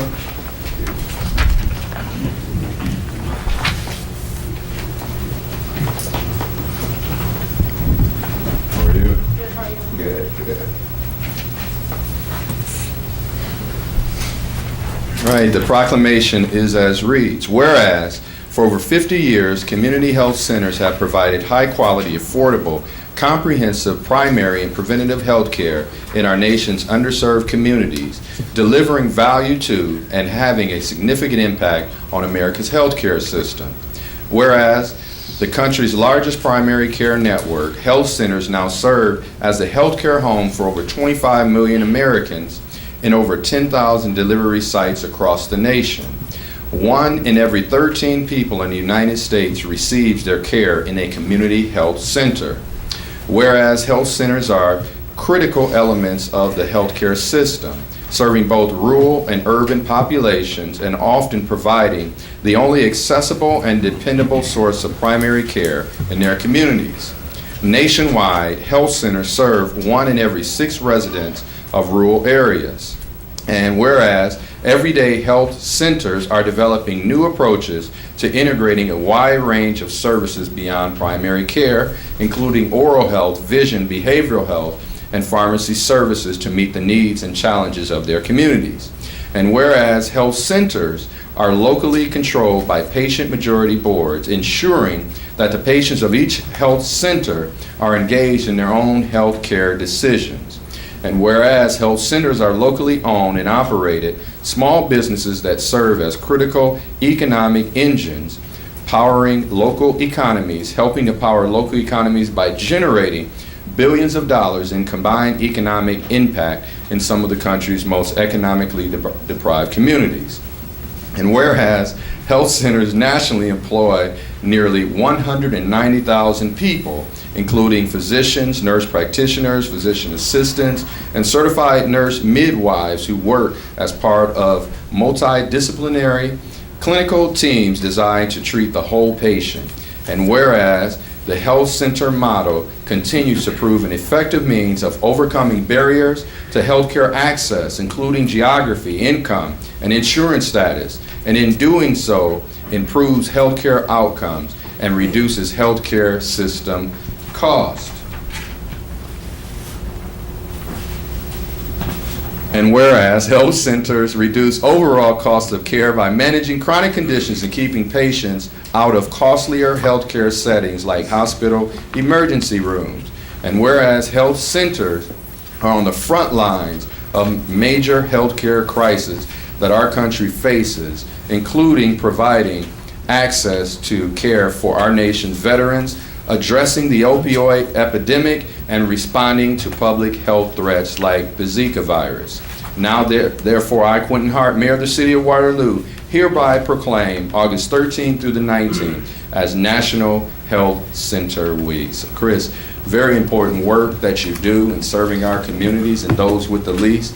Tell us a little bit about this week and what's going on. It's a really important week for National Health Center Week. All across the nation, community health centers are celebrating their community health center with their neighborhoods, and our community is no different. We have events planned every day of the week. Our biggest event is on Wednesday. We have a big tent event. I think you came to it last year. We'll be grilling food, free food for the neighborhood, anyone who shows up. We will be working with our community members and showcasing the services that we have to offer. What time is that again? That's from 11 to 2 on Wednesday. 11 to 2 on Wednesday. So tremendous work you provide, a great service you do for our community. We thank you for all your efforts. We appreciate your support too. We've had a lot of positive support from Mayor Hart and the City of Waterloo, so thank you. All right, thank you so much.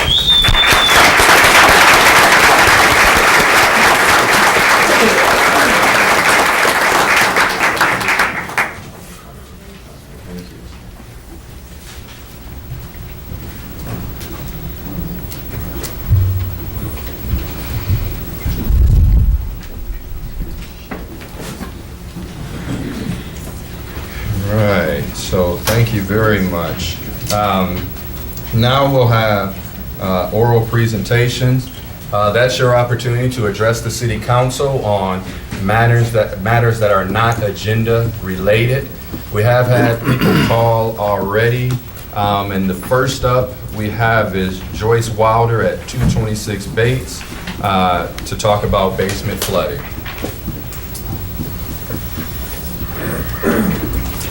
Good evening. My name is Joyce Wilder. I live at 226 Bates Street, Waterloo, Iowa, and I did pray before I came.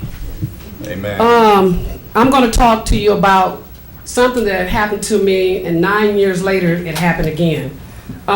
In June of 2009, my basement got flooded. My stool got destroyed. My walls got destroyed. I ended up paying out $1,500.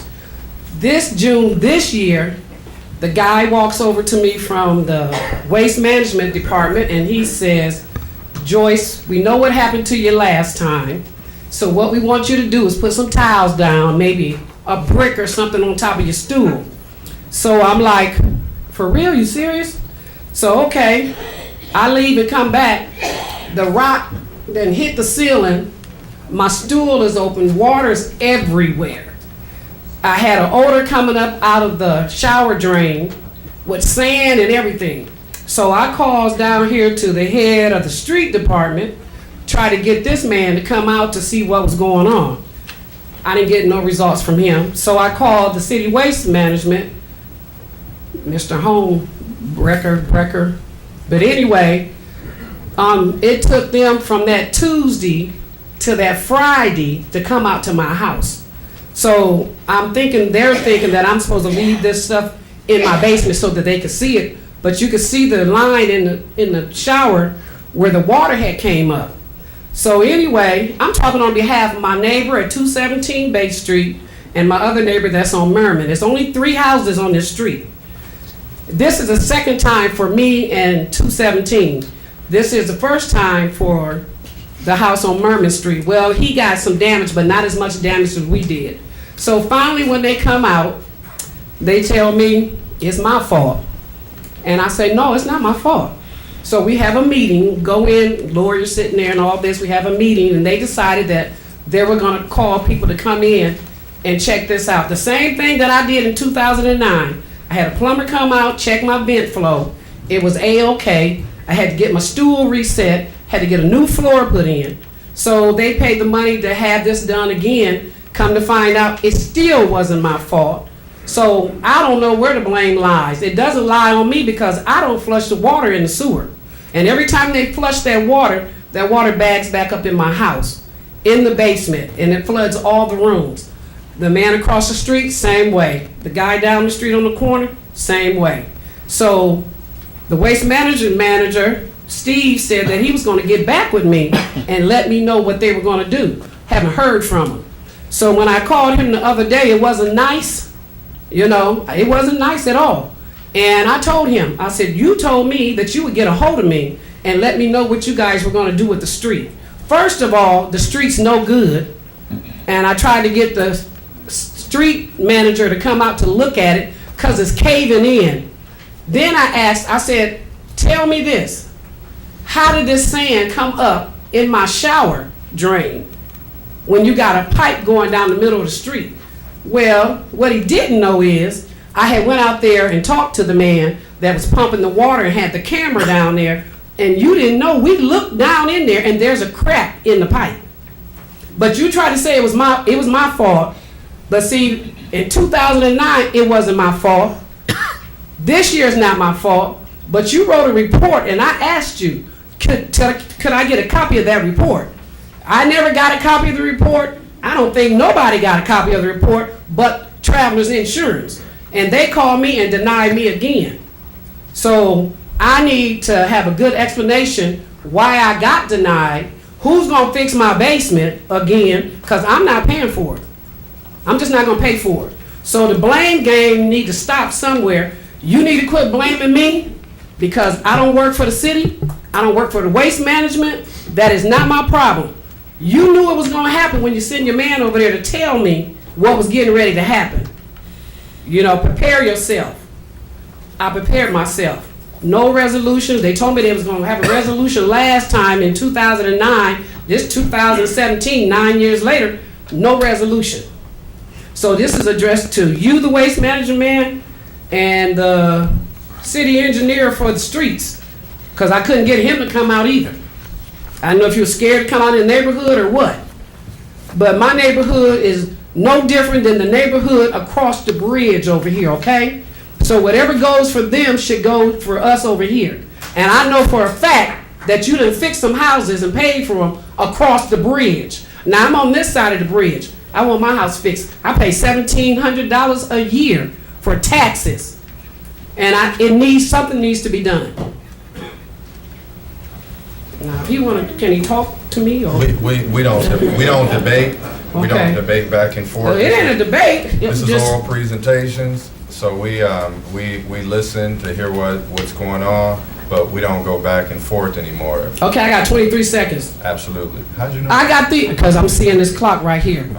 I got a picture of the street, how it's caving in. And somebody, well, Amos, my city councilman, came out and looked at it. And when we had a power outage, IPS came through there. They couldn't park their truck there because it was going down. So if you want to look at this, you can get it. All right, I'll send somebody out to look at that tomorrow, and is she able to get a copy of the insurance request? And we'll get you a copy of the insurance request that was filed as a starting place. Oh, I got that. I just didn't have what he wrote. Oh, okay. That's what I want. Okay, all right.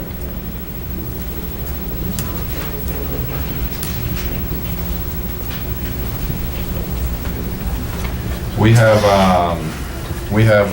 two other people, Mr. Ivan and Mr. Don, that would like to comment during not during oral presentations. We'll move that to the agenda item that they correspond to. So we'll come back to you in a little while.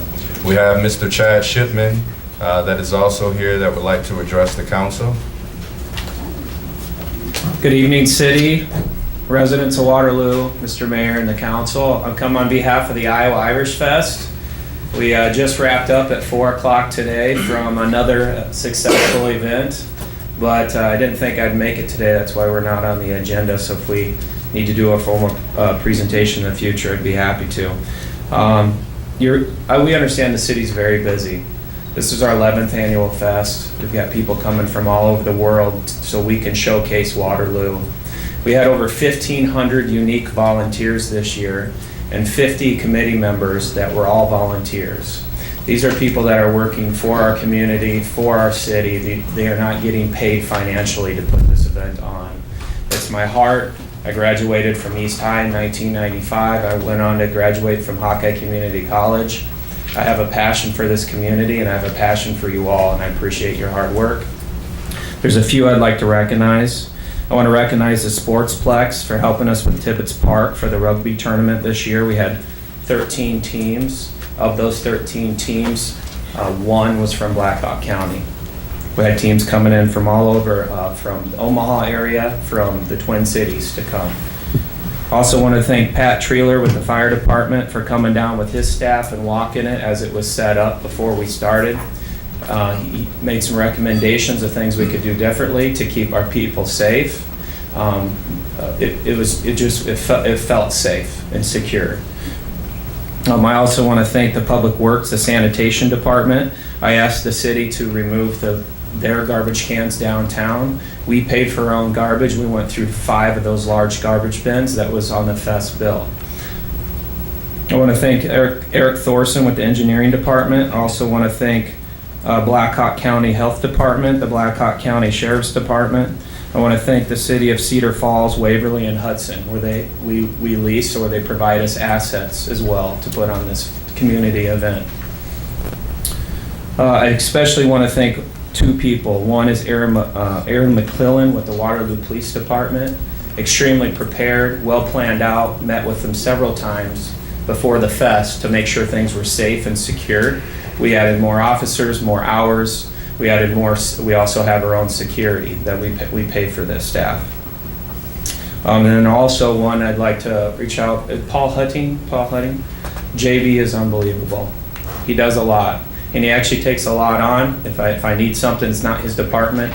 He's a go-to guy. He answers, and he shows up at the fest when setting up and says, "Is there anything I can do or a department I can reach out and help you with?" So if you could pass that on to him, I'd appreciate it. And then lastly, again, being my hometown, I'm very proud this year we did something different.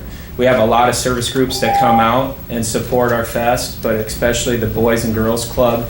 The youth is in our hearts, in the fest hearts. We were able to give a gift to the Boys and Girls Club of the Cedar Valley this year, and then also to the East High Future Trojans Wrestling Club. A good friend of mine, Ryan Salas, runs that club. So again, thank you, and I believe this city deserves a round of applause.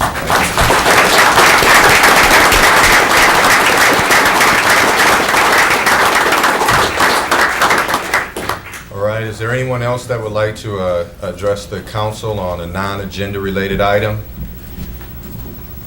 Going a second time. Mr. Mayor. All right, now we have, is it council?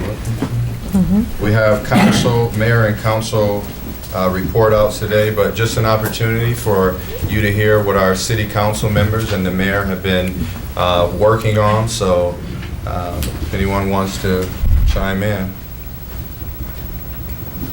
Mr. Mayor, Mr. Lynn. I don't really have a report. I just have a request. Last week and a couple weeks before, we asked for some stuff from the hotel and the convention center. Have we gotten those items? A signed development agreement, financial reports, et cetera. Have we gotten those things yet that we can review? We have the audited financial statements from the developer, and the request is those remain private. Our CFO has reviewed them along with, I believe, who else?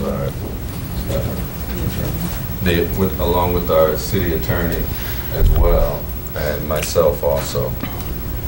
We received and the information regarding whether or not it will be a red lion that's written in the development agreement. We also received references from the red lion as well. What else did we? We have the actual franchise commitment letter. The franchise commitment letter. I don't know what else was on it. The rest I described as part of the development agreement. So. Thanks. Mr. Schmidt. I've had a couple conversations with some developers about the former central garage that had been used for animal containment facility. And I think that potential development discussion's been going on for about a year and a half, if I follow my emails. And what I had suggested was that rather than doing the process we're doing, taking a look at having some kind of a public auction, and two things, it might result in a higher price, and then also it might result in a more, I'm sorry, it might also, it might result in a higher price, and then also might result in a more expeditious process, so the process doesn't drag on that long. So I just wanted to share that, and staff can think about that. Thank you. Thank you. Mr. Mayor? Mr. Morrissey. Yes, there's a few things that I wanted to bring up because these have originated in Ward 3 from constituents or from citizens of Waterloo who had concerns. One of them is the quiet zone issue, the train quiet zone issue, and I just want to remind people, and Eric, correct me if I'm wrong on this, but I believe August 24th is the date that is set up to have somebody come up and be doing that diagnostic field survey, if I'm not. That's correct. Okay. And then secondly, another issue which is near and dear to the people from the Greenbrier Addition area is that water table issue. And I believe that Mike Gannon is coming up from Iowa City sometime the latter part of this month too, if I'm not mistaken, Eric. Okay, so I want to alert the Greenbrier residents and anybody else who's interested in that. A third thing is that if people go down Park Avenue, which is in Ward 3, but it's also in Ward 4, and they're going to notice that there's some new striping and there's some new signage.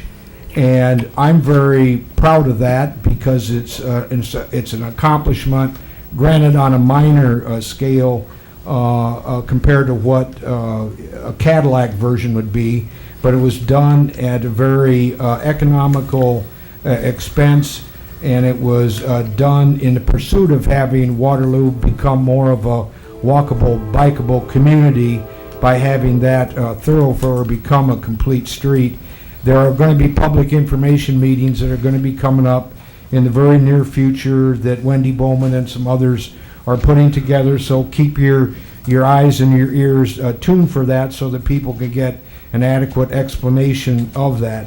And then finally, I'd like to put to rest something. I'm not the chicken man.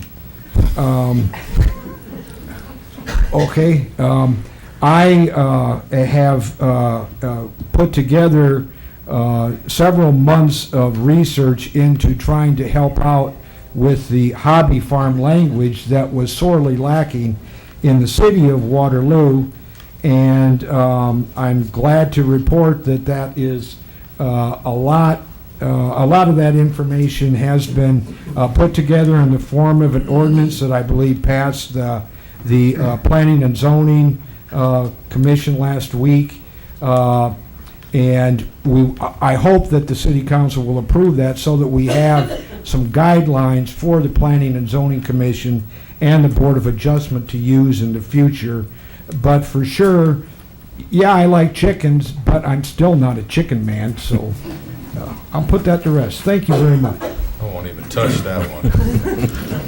Is there anyone else? Mr. Mayor. Mr. Jacobs.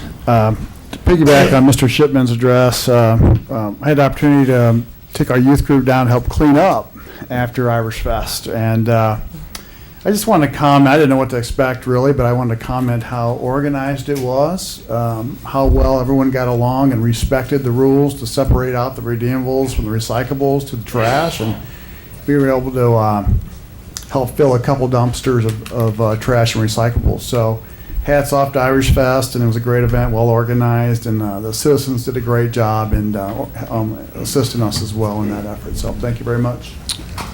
Mr. Mayor, I'd like to extend my compliment as well. The Irish Fest, I think it was very well attended, very safe. It was probably, whoever was in charge of the weather probably needs a pay raise. It was very, very good. It was a dole. Understandably, probably needs to pay him. And then I'd also like to let you know that I've attended several community-type events, the River Plaza, the downtown. Abraham Funchess had a healthcare program that was outstanding and very, very well attended. City department heads on all of the complaints that, or not complaints, but inquiries from citizens, at least in Ward 1, and the response and the due diligence that I've received back from the department heads to get back to the citizens on those issues. And I know that a lot of this stuff takes time and money and effort to get it repaired, but I think that the due diligence of our staff is quite impressive. Thanks. Thank you. Mr. Mayor, one final thing if I could mention, and that is Neighborhood Night Out last Tuesday was something else. I've never been to all of those like we tried to last week with other city council members, but the food was great. I got my fill, and all the neighborhood associations need to be proud of what they produce there because each one seemed to have a totally different flavor, and I mean that both figuratively and literally. So thank you, neighborhood associations. All right, all right. Anyone else? All right, and just real briefly, I echo the sentiments of Irish Fest that was stated earlier. Chad, great job. I also had the best of both worlds this week because in addition to going to Irish Fest, I also attended Waterloo Homecoming. And Waterloo Homecoming, for those that don't know, it is an opportunity for people that have left the city of Waterloo to come back and celebrate growing up in Waterloo, bringing resources, getting scholarships to young people in the community. And so it was a 3-day event. There were hundreds of people at that as well. So my hat goes off to the organizers of the Waterloo Homecoming and for the City Council as well. Got a chance to say some remarks on behalf of all of you who have supported the Waterloo Homecoming. So we thank you for your efforts as well.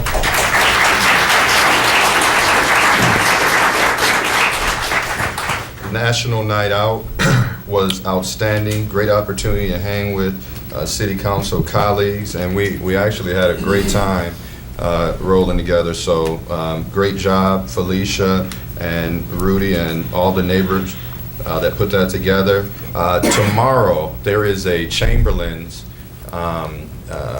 input meeting for the possible redevelopment of the Gates Park area. So nothing final, but just an opportunity for residents to understand what's taking place and to give some ideas of what you would like to see with that redevelopment. That's going to be at 6 o'clock at at St. Paul's Church as well. Just really quickly, Park Avenue, that Park Avenue corridor, we're going to have a ribbon cutting, I believe, on August 17th. So we'll ask, there'll be further information coming about that also. And I could keep going on, but I'll just cut it off there so we can get started with this meeting. Mr. Mayor? Yes, sir. I'd like to make a motion to receive and file oral comments. Second. That motion has been made with the second. All in favor? Aye. Opposed? All right. Mr. Mayor, I'd like to make a motion to approve the consent agenda. That's items 1A through B8. And within that are the bills payment. Bills payment is $1,469,579.36.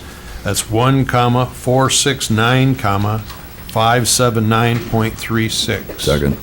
A motion has been made with the second. Council, any questions?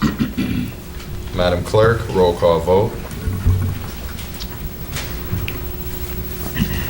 Mr. Jacobs? Yes. Mr. Morrissey? Yes. Mr. Powers? Yes. Mr. Lind? Yes. Mr. Amos? Yes. Mr. Schmidt? Yes. Mr. Welper? Yes. All right, thank you. Just really quickly, a couple announcements. As you know, our Community Development Office has been very short-staffed for a while, and we just hired a new project specialist, Margaret Howard Hirtakis. That's good. Hirtakis. So, are you in the audience? Hello. So, if we can give her a round of applause, welcome.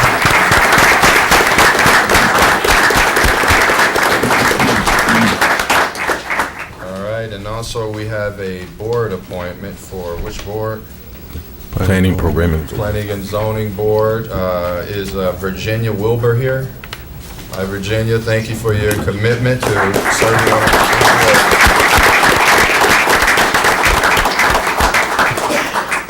board. All right. I don't think I'm missing anything. So can we start with number 2, public hearing? Mr. Mayor. Mr. Schmidt. Item number 2 is a motion to receive and file proof of publication and notice of public hearing, and that's for the request by Cardinal Construction, Inc.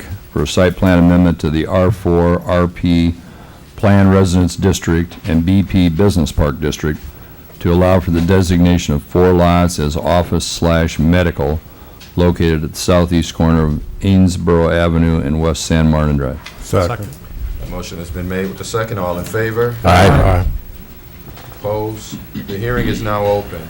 Madam Clerk, are there any comments on file? There are no comments on file. Is there anyone that would like to speak to this particular item on the agenda? Going a second time. Mr. Mayor, make a motion to close the hearing and receive and file a recommendation of approval of the Planning, Programming, and Zoning Commission. Second. The motion has been made with the second. All in favor? Aye. Opposed? The hearing is now closed. Mr. Mayor, make a motion to receive, file, consider, and pass for the first time an ordinance amendment to ordinance number 5079 as amended City of Waterloo zoning ordinance by amending the official zoning map referred to in section 10-4-4, approving a site plan amendment to certain property. Second. That motion has been made with the second. Council, questions about this project? Madam Clerk? Mr. Morrissey? Yes. Mr. Powers? Yes. Mr. Lind? Yes. Mr. Amos? Yes. Mr. Schmidt? Yes. Mr. Welper? Yes. Mr. Jacobs? Yes. All right, that item carries. Mr. Mayor, make a motion to suspend the rules. Second. The motion has been made with the second. Any questions, Council? Madam Clerk? Excuse me, Mr. Mayor. Mr. Anderson, Timing. timeliness of this project?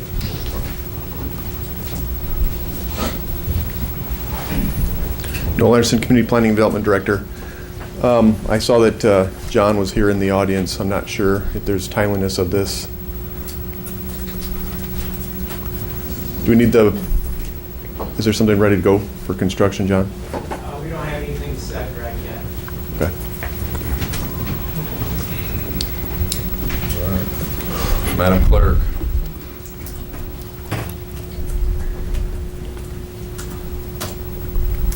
Mr. Powers? Yes. Mr. Lind? Yes. Mr. Amos? Yes. Mr. Schmidt? No.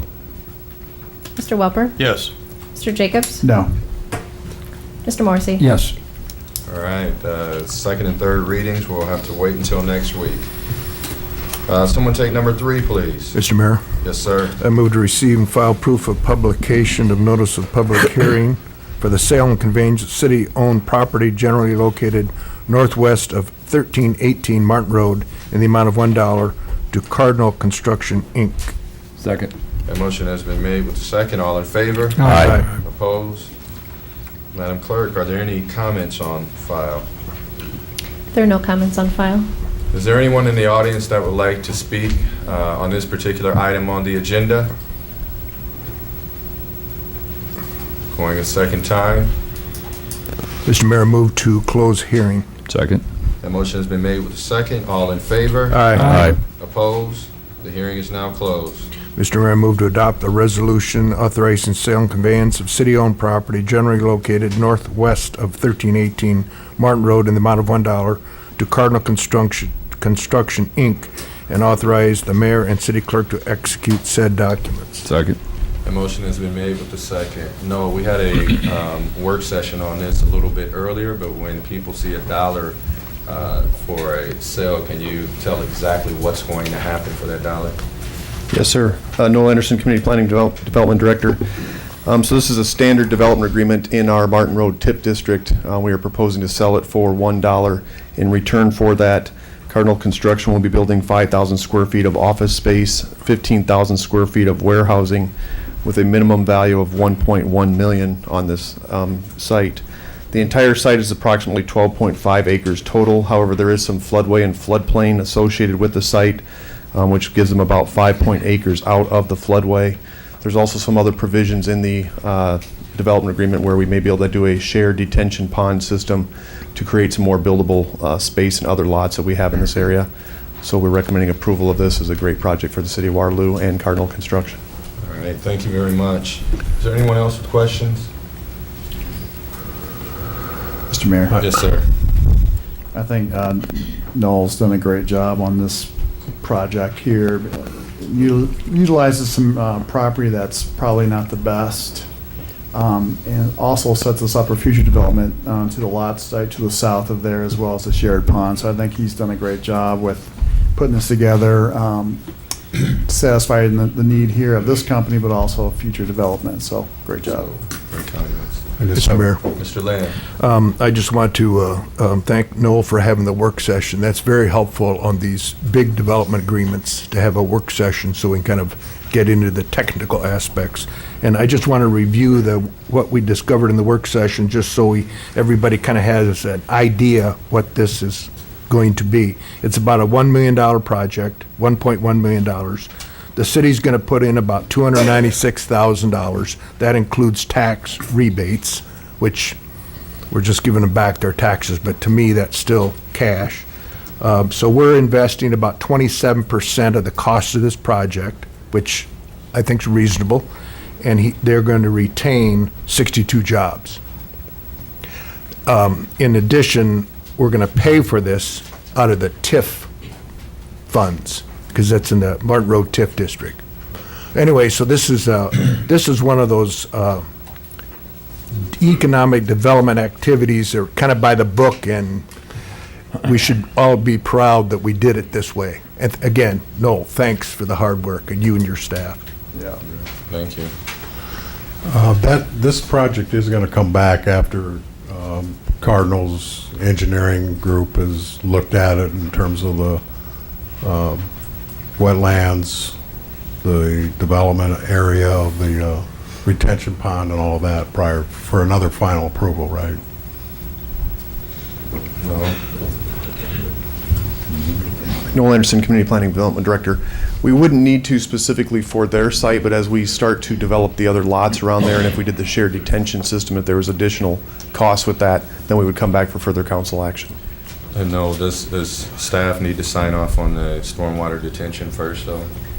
They'll have to follow all zoning codes, stormwater ordinances and all that. It's normal standard project way. All right, thank you. Any other questions? And Mr. Mayor, Yes, no, quick, but one thing will come back, the sewer easement, they'll have to be approved by the council. won't it? That is correct, the acquisition of the sewer easement. Thank you. All right, thank you. Madam Clerk? Mr. Lind? Yes. Mr. Amos? Yes. Mr. Schmidt? Yes. Mr. Wupper? Yes. Mr. Jacobs? Yes. Mr. Morrissey? Yes. Mr. Powers? Yes. Item carries. Mr. Mayor, I move to adopt a resolution approving a development agreement with Cardinal Construction, Inc., and authorize the mayor and city clerk to execute said agreement. Second. Motion has been made with the second. Madam Clerk? Mr. Amos? Yes. Mr. Schmidt? Yes. Mr. Welper? Yes. Mr. Jacobs? Yes. Mr. Morrissey? Yes. Mr. Powers? Yes. Mr. Lind? Yes. All right, that item's carried. Congratulations. Number 4, please. Mr. Mayor, Yes, sir. I'd like to make a motion to receive and file proof of publication of notice of public hearing, and that is for the sale and conveyance of city-owned property generally located near the CVS Pharmacy at 205 Franklin Street in the amount of $1 to Central Holdings LLC. Second. All right, that motion has been made with the second. All in favor? Aye. Opposed? The hearing is now open. To start this hearing off, the developers have asked to do a presentation, and so we would ask Mr. Anderson, would you please come up right now and take us through your presentation? Mr. Mayor, City Council, my name is Rodney Anderson. I'm the developer for Central Property Holdings, and I bring to you the future. 14 months ago, I took a little time out and tried to find out what I could do to help with this community. One of the things I know what we could do was bring jobs. I was saying a lot of things that I didn't like, a lot of things I know that the rest of you didn't like, but we were sitting on the sidelines doing nothing. 4 years ago, we built the strip mall where the old WBM Marine used to be, and that worked out perfect. No crime, no nuisance. Chief Trucker's here to tell you that. It looks great over there. I'm bragging, it's ours, but it looks good. But one thing I wanted to do also was do more, because I'm hearing about people without jobs. I'm hearing without the young kids without jobs. But one thing I noticed was no one was developing on the east side of Waterloo. Everything was moving out to the north, or out to the south, or out to the west. That's called the jelly donut effect. Everything's inside, it was just mushy and gooey. Nothing was sticking. Everything else on the outside was looking good. So we made sure that we was going to put together a plan that was going to bring jobs to the community, but we did not know what. Well, it wasn't nothing but the good Lord who gave us the idea of a grocery store restaurant. Now today they call it grocerants. My consultant here from New Jersey just taught me that term. But with all that being said, we had to make sure that we weren't going to put a money pit open and just throw money into it. So we went out to Philadelphia and we checked out what Uplift Solutions do and how they make things work in our communities. What I seen and what Mr. Dan Levi saw that day was something that Waterloo, Iowa needs desperately. We need hope. And we need more than hope, we need some togetherness. And without togetherness, none of this works. We spent over $350,000, $352,040 to be exact. I don't know who billed us the 40 cents, but they did. We spent that much money already without the city of Waterloo knowing anything about what we were trying to bring here to this town. That was money well spent. Because when you start talking about developing anything, you have to make sure that you have your architect ready, your mechanical engineer ready, and last but not least, a consultant that can help you do this project. So today, I just want everyone to be introduced, and I'll be back to close this up. But I want everyone to be introduced to Atif Bostic of Uplift Solutions from New Jersey.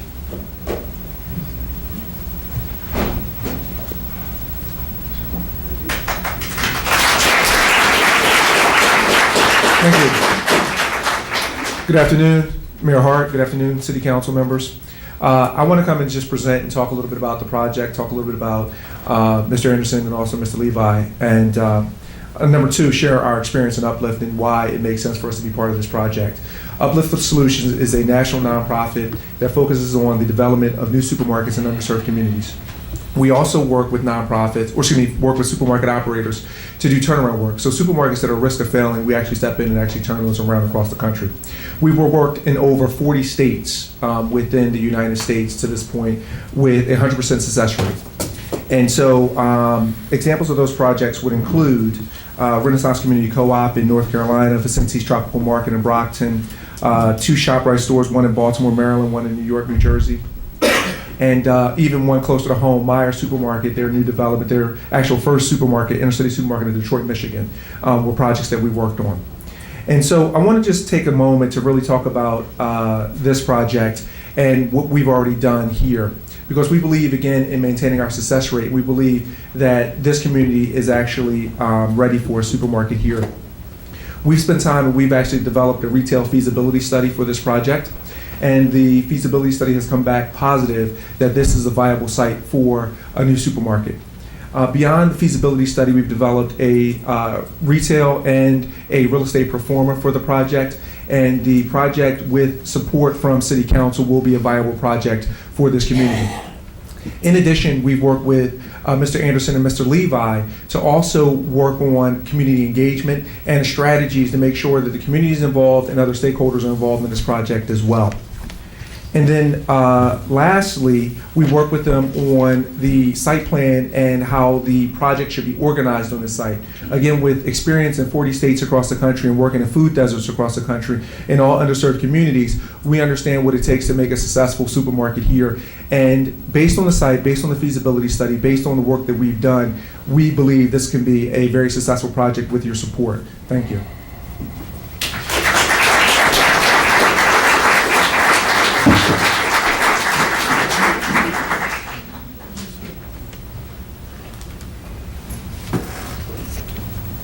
Good evening, Mayor, City Council, citizens.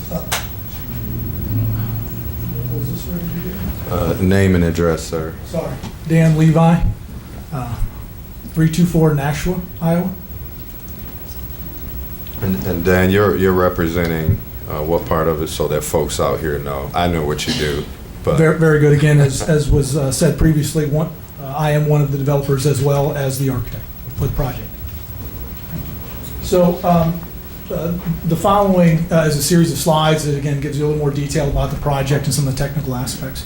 So working with Uplift Solutions, our national nonprofit, and their experience, we developed the site plan based on traffic counts, traffic studies, coordination with how we're going to get product in and out of the store, as well as the best economical way to set up the store, and from a cost standpoint, as well as an ongoing retail aspect of ensuring that we have a lot of traffic coming in and out, capturing those individuals that drive by. A couple of perspectives of what the store is going to look like. In general, we have a lot of durable products. Excuse me, we have the masonry, aluminum commercial framing, as well as some painted architectural metal siding. You've seen that around our community quite a bit. It ends up being a very nice product on the front and the majority of the sides to present a very nice front, as well as a significant amount of landscaping that we worked with in concert with the Walnut Court Coalition to increase the amount of vegetation and screening at the rear of the project. That's the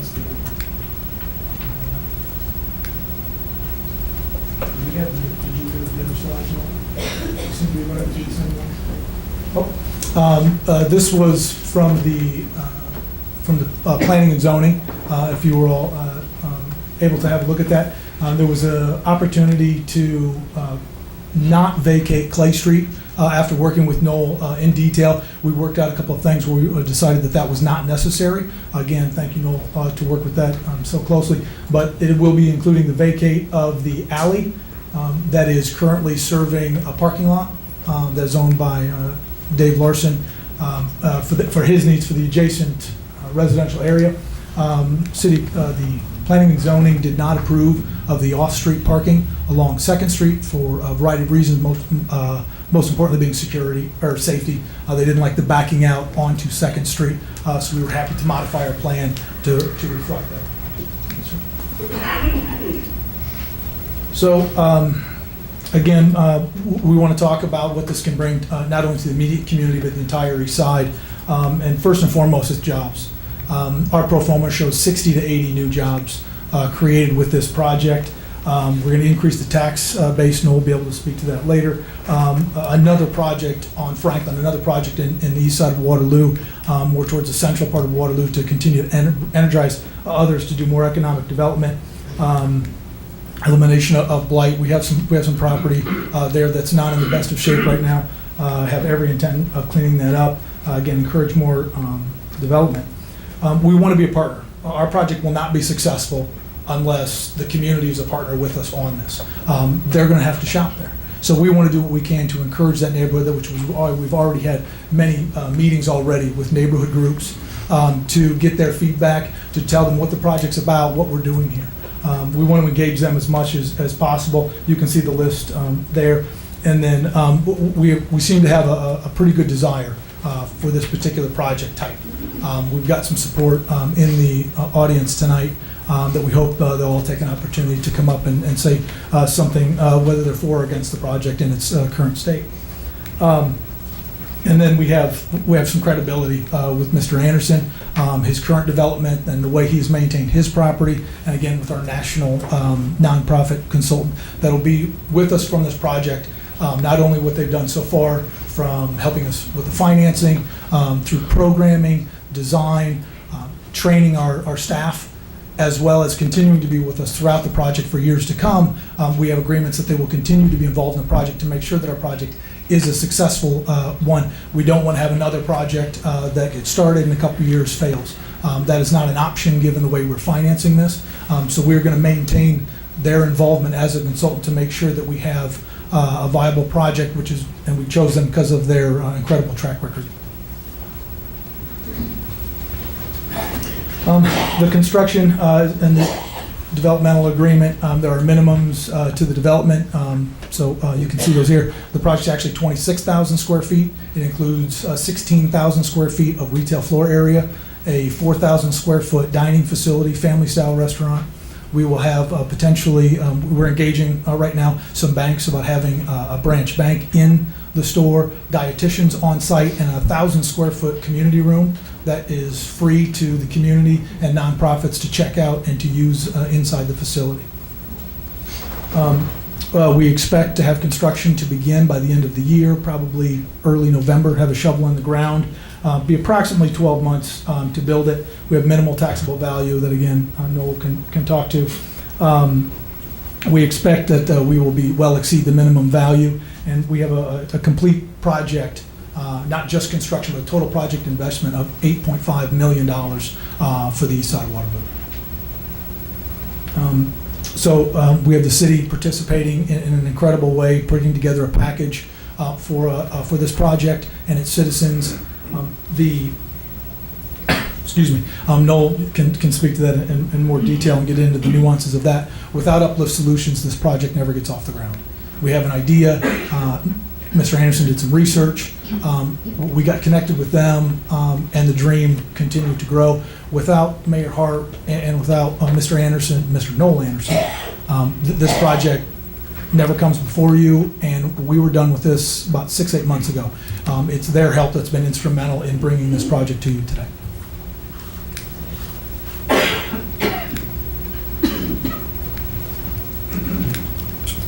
So you have a couple of items that were approved coming to you for planning and zoning, vacate of the alley, as well as the overall site plan. But again, the vacate of Clay Street and the parking on 2nd Street were taken off the table.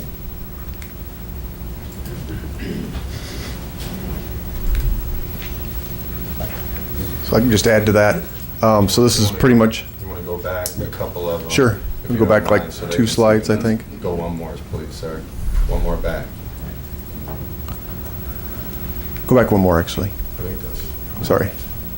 Development agreement. So This is following with our standard policy of essentially this project is obviously over $1 million in new taxable value, so we're working to give free land plus tax rebates.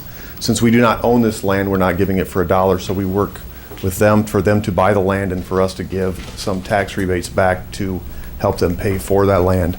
In this case, we actually had some additional grant money that we were able to throw into this project to make it come to fruition.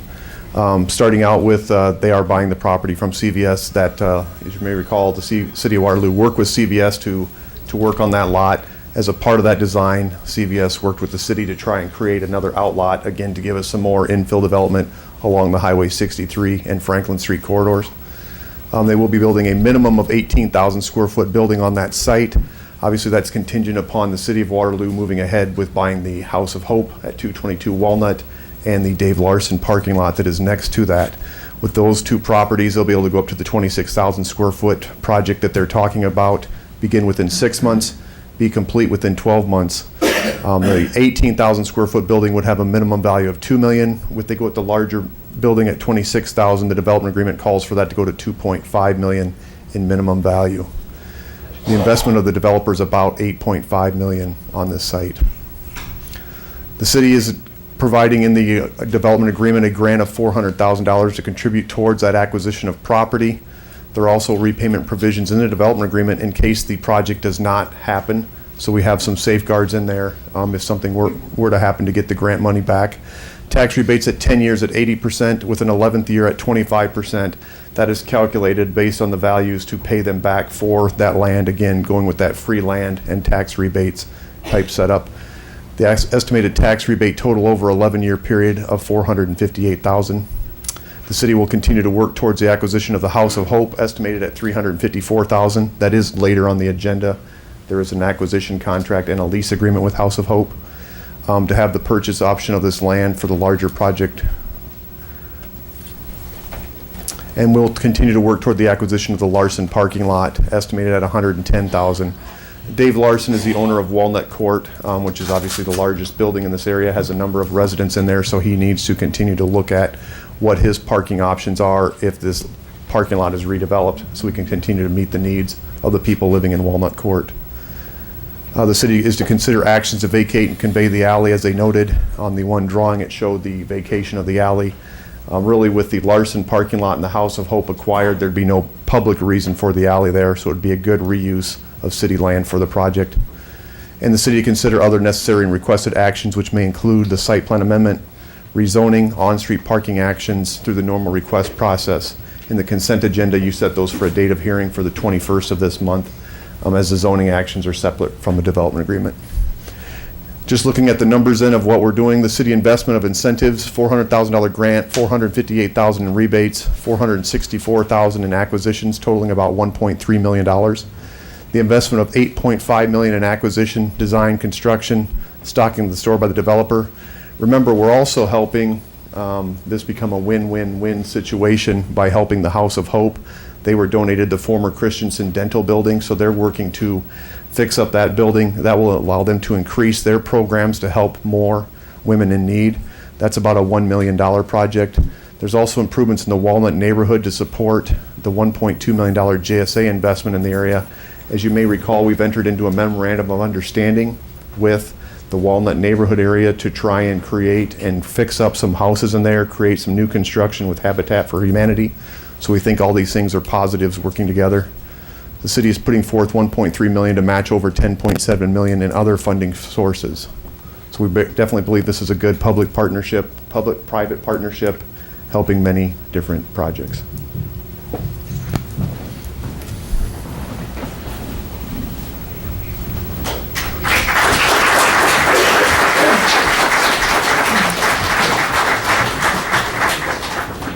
We'll have Mr. Anderson finish up comments, and then we have Mr. Ivan that has called to speak on this project as well afterwards. With all the traffic and everything on Franklin Street, this is a must. This is something that we didn't take the next few minutes to start it. We took over a year to make sure this is something, point one, that we could afford to do. Point two, do the city need it? The answer to that was yes.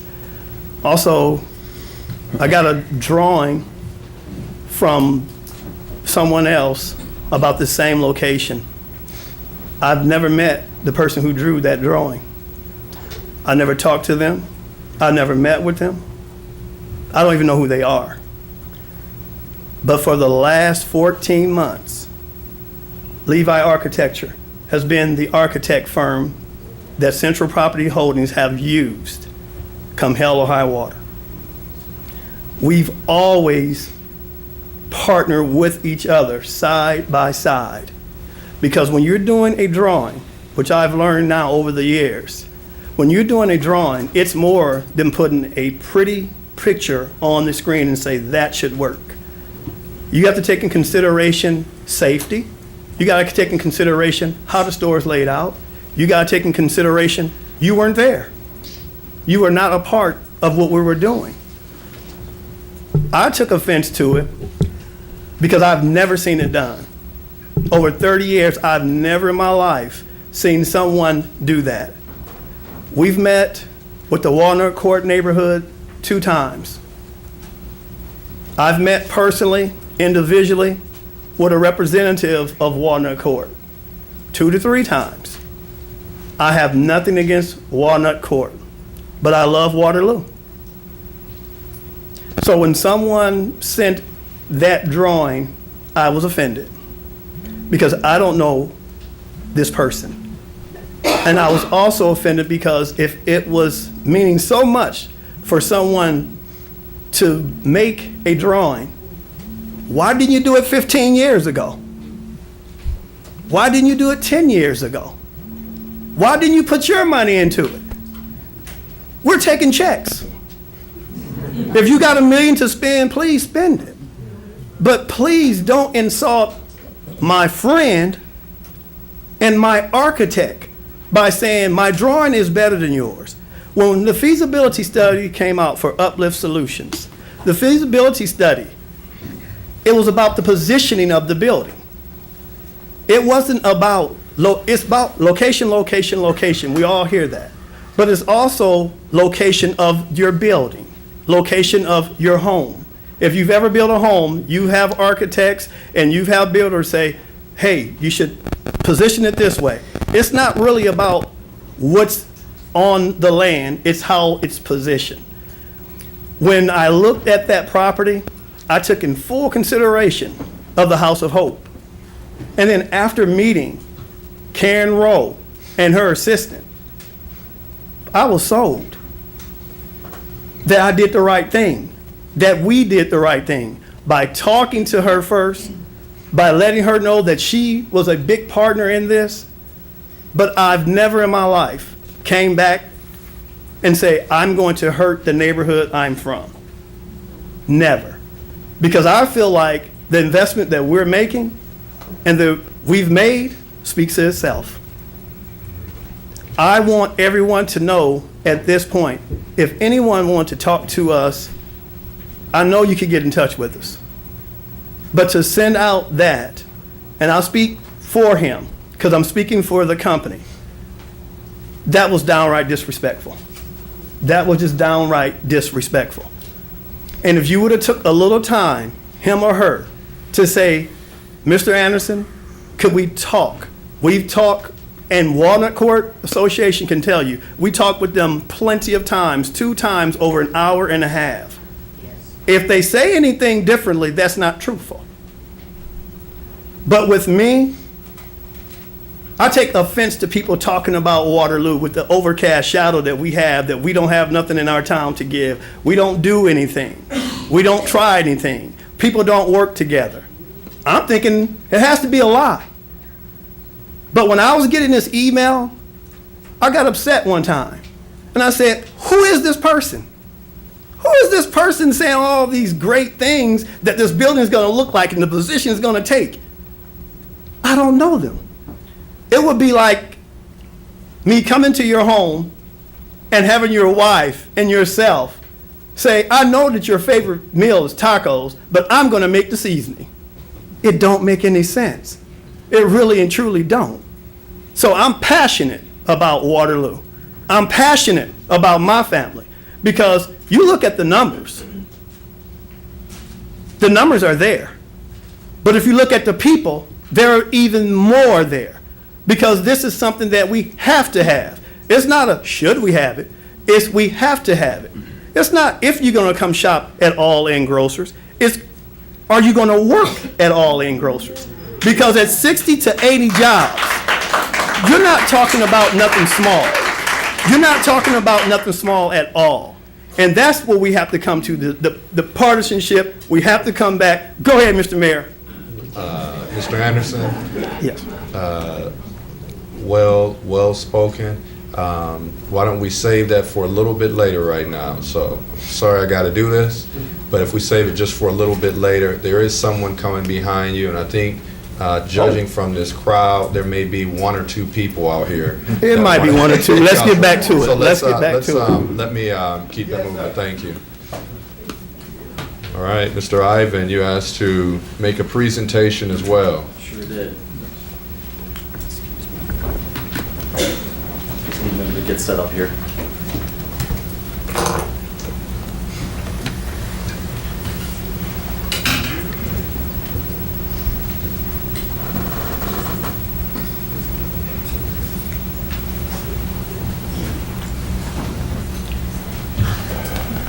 Hey, Tim, you want to come sit up here?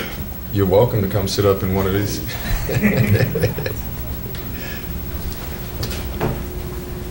Sorry to block you guys' views for a little bit, but Are we able to camera that in?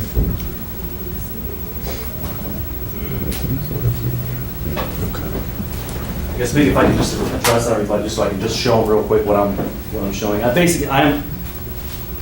Mr. Anderson is, the person that he's referring to is me. I'm the one that have sort of led a little bit of a movement, if you will. Can you state your name and your... Ivan Valchev, 527 East Park Avenue. All right, thank you.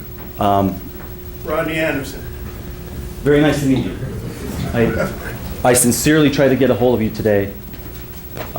Things have moved very quickly to talk about this. Can we please keep that down, please, so we can hear a presentation from the gentleman? I'll just put the boards up, and hopefully folks can see what I'm presenting on the monitors. Firstly, I want to say, before I get too in deep about this, I want to say that I am absolutely 100% in support of the grocery store. I live in Walnut neighborhood. We moved there because we found my wife and I, who's here, we found the neighborhood beautiful, and this is where we wanted to live. We saw the potential of the neighborhood. We loved its history. We loved what was there. So first of all, I want to state that, and along with the fact that I'm 100% in favor of the development. Number two, I want to say that I have 15 years of architectural experience. So the things that I'm talking about are not, I'm not just a citizen. I think it's important, since everybody has been talking about their credentials and what they bring to the table, I think it's important that be factored in, that I'm not just talking out of opinion. I'm basing what I'm presenting to you, I'm basing on facts. And also I want to make sure that people understand that I'm not presenting, these are not the views of the company that I work for. So I want to make that clear, since I think there was some confusion about that.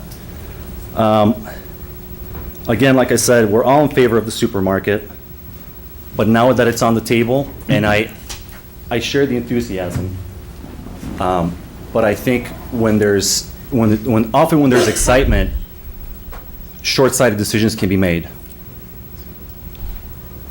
We need to make sure that we're thinking and taking into consideration all the other things in addition to the development.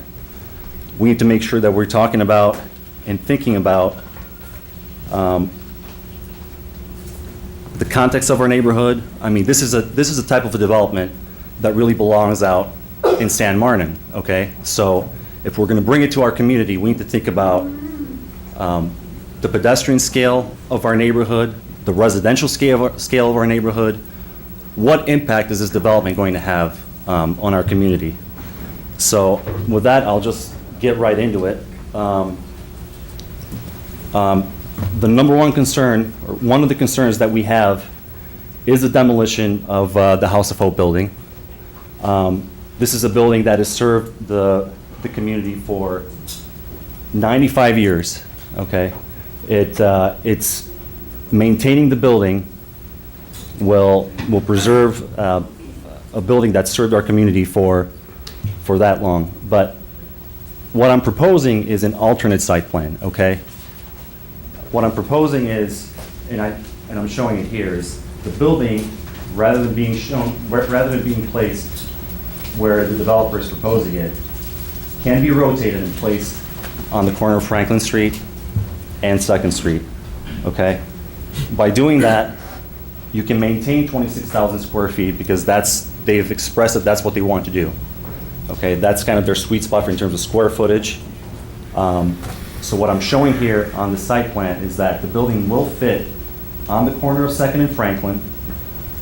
The House of Hope building can be maintained. And as a matter of fact, what they're showing on their site plan is about 110 parking stalls. What the site plan, the alternate site plan shows a total of 123 parking stalls facing the building, and the parking lot that is currently next to the House of Hope building can provide an additional 18 parking stalls, okay? So that's a total of 141 parking stalls. So in other words, what I'm proposing is that we can have it all. We can have the development, we can have a 26,000 square foot grocery store, supermarket that's going to serve the community beautifully, okay? Just by simply rotating the building, putting it on the corner, laying out the parking more efficiently, we can keep a building that has served our community for 95 years and will continue to serve our community. Once this development is built, those 80 people that you're going to employ are going to have a place to live. That's the only reason I'm here. I'm just trying to save a building. I'm trying to think about the residents that are across from 2nd Street. By locating the building where I'm showing it, you're going to screen the parking lot from the residents on 2nd Street. You're going to keep noise down. You're going to keep traffic down. People are still going to be able to get to the site. That's still going to happen. And I know I've gone over my 5 minutes, but You got about a minute and a half I just left want to in the put presentation.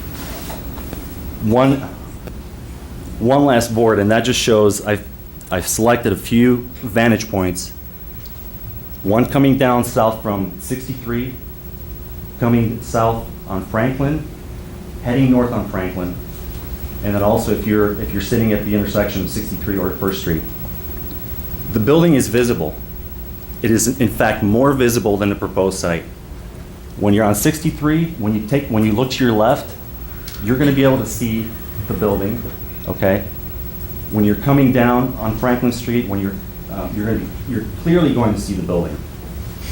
Heading north on Franklin Street, just by putting the building on the corner, you're going to be able to see it from a block away at least. You're going to know the building is there, okay? Whereas if it's set back the way it's proposed, you're not going to be able to see it.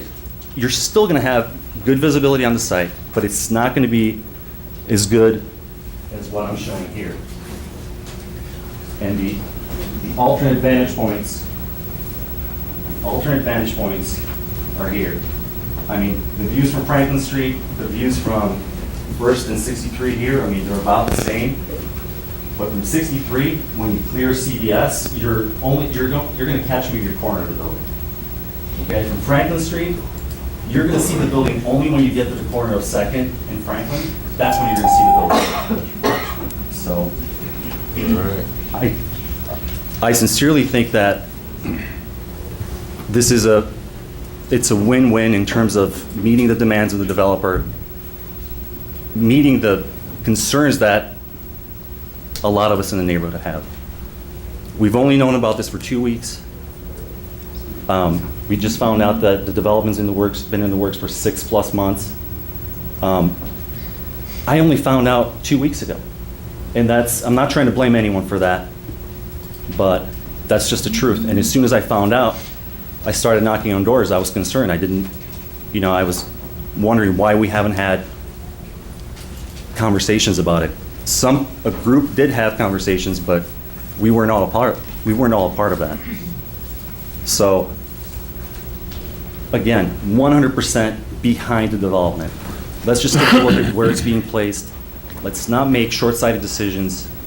Let's not destroy another building. There's already enough holes in the neighborhood. Come on. Okay. Yeah. Thank you, sir. All right. All right. Mr.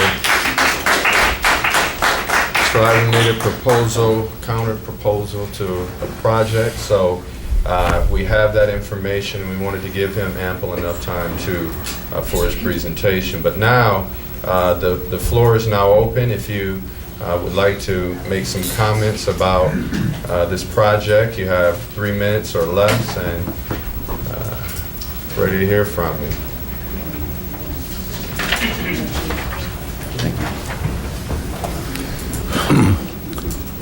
Eric Johnson, 1909 Crabapple Lane. I'm the attorney representing the developer. Certainly everybody's entitled to their viewpoints, and I respect everybody's viewpoints. I've been representing the developer on this project for about a year. We would ask that you keep it down, please.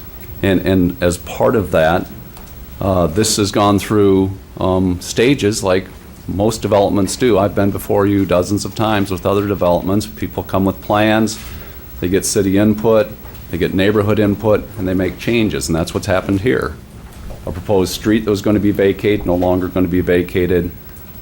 Off-site parking for employees has been pulled back because of neighborhood requests. Landscaping has been changed. So the developer's been very accommodating, okay? But they come with a plan, and that plan isn't just their plan to develop, because this property right now is owned by CVS. And CVS has restrictions on that property that any site plan that is approved, they have to approve. And just like the last gentleman was talking about sight lines, CVS will not approve that proposed site plan because of the sight lines and what it does to CVS. CVS does not want a building up against the street that blocks sight lines to CVS. So I appreciate the passion, I appreciate the thoughts, but in the end, this is the development that my clients have come with, and this is the development that CVS has approved. And we think we've made lots of accommodations, and that's the one that is before you tonight. So we thank you. All right, thank you, Mr. Mayor.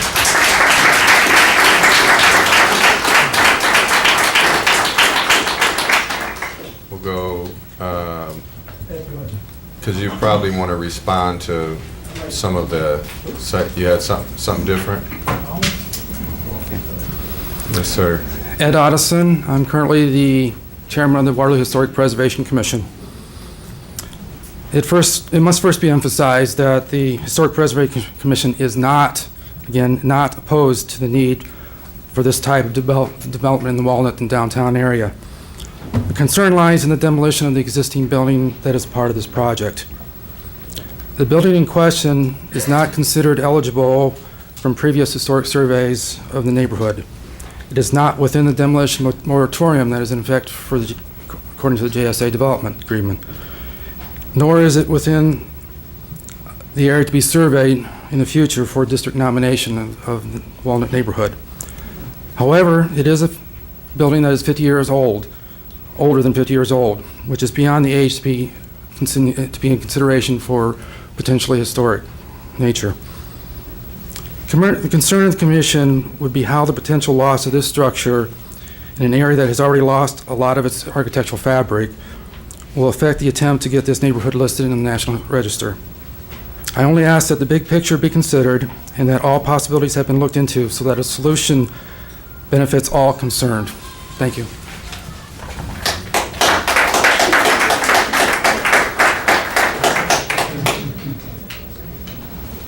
Not moving fast enough, Dan. I know. Look, I have to hurry up and get up. Mr. Mayor, Council, my name is Patrice Ambrose. I had to get up because You need to tell us your address, please. 1215 Parker Street, Cedar Falls. Thank you. I had to get up because I grew up on the east side, okay? To see something coming, my mom used to tell me about all these businesses that started from the east side and then went the other way. They talking about bringing, and then when he said it's better for it to be on San Marnan Drive, what's wrong with right here on the east side? What's wrong with Franklin right here? I mean, I'm just saying, it's a good opportunity for our children, adults. They having community centers, things put in there that our kids need. They always talk about how our kids need to stay out of trouble. They don't have nothing to do. They don't have nothing around here but the Boys and Girls Club or the Y. And then if you go out to the Y, their families can't afford to pay for what it is for them to get in there and do that. You know, so when you bring stuff like that here to the east side, to me, that's the best thing that you could do, not no San Marnan Drive. And that's all I wanted to say.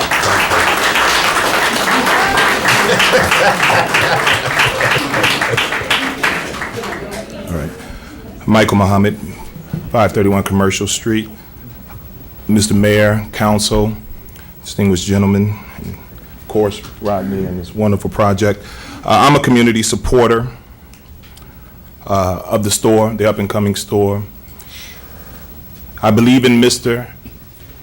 Rodney Anderson and his commitment to our community. And that says a lot, because most people who are doing business are only doing business to make money, not to affect the lives of people in the community, simply to fatten their pocket. And for decades and decades and centuries even, in the black community, people have come in and taken from our community, built wealth, and then go and live comfortably while our community suffers from the toxic vices of inactivity, apathy, because there's no vitality in business in the community. There's a scripture that says, where there is no vision, the people will perish. This community is poised for success if we learn how to work together and appreciate community investments. Let me back up and say, I have never ever seen anything like that in my life, where a man can come and present his idea, and then another man can come and present another idea to tell the man to turn his store away from the traffic. Who does business like that? But that shows that there's an undercurrent of negativity and deceitfulness in this community when it comes to people trying to do something that's positive and uplifting. There are business owners and citizens who want to see a prosperous Waterloo.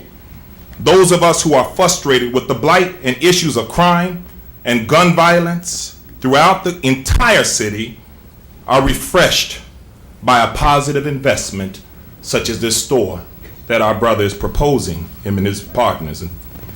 A selfish mentality that blocks the avenues for success by creating a hostile environment for businesses to grow is one of the crucial problems that this community is faced with. Crime is never policed away alone. You can't just call the police to fix all of the crime, right? I hope we can agree with that. But crime is eliminated through cooperative excellency and real opportunities. Not talk of opportunities, but real opportunities that this store is attempting to provide to this community. You have young people shooting, fighting, killing each other all throughout Waterloo. And then someone wants to come in and present an opportunity. I think we should celebrate that. I'm so tired of hearing the no votes in this community when it comes to success. All right, I know, I got a minute. I'm gonna hurry up and get this out. Moreover, it is hypocritical for this council to vote against a project that is committed to helping improve the quality of life in the community. The grocery store is more than a business. It represents an advocacy agency against apathy in this community. Waterloo has great potential if we can eliminate small-mindedness and a lack of vision. I hope that we will take advantage of the investment that has already been made. Thank you.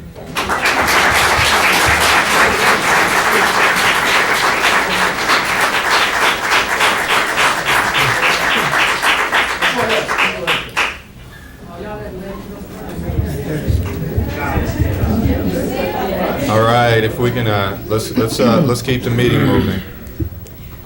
Mr. Mayor, the council, and my community. I happen to be, can you hear me? Name and My name.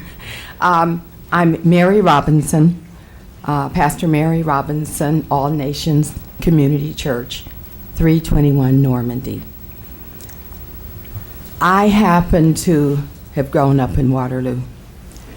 I'm 71 years of age. I remember what a lot of people, many of you sitting here, don't remember. We lived at 1309 East 4th Street, right in the middle of Sullivan Park. At that time when I grew up, we had grocery stores, we had ice cream stores, we had a rec center, we had a hardware store.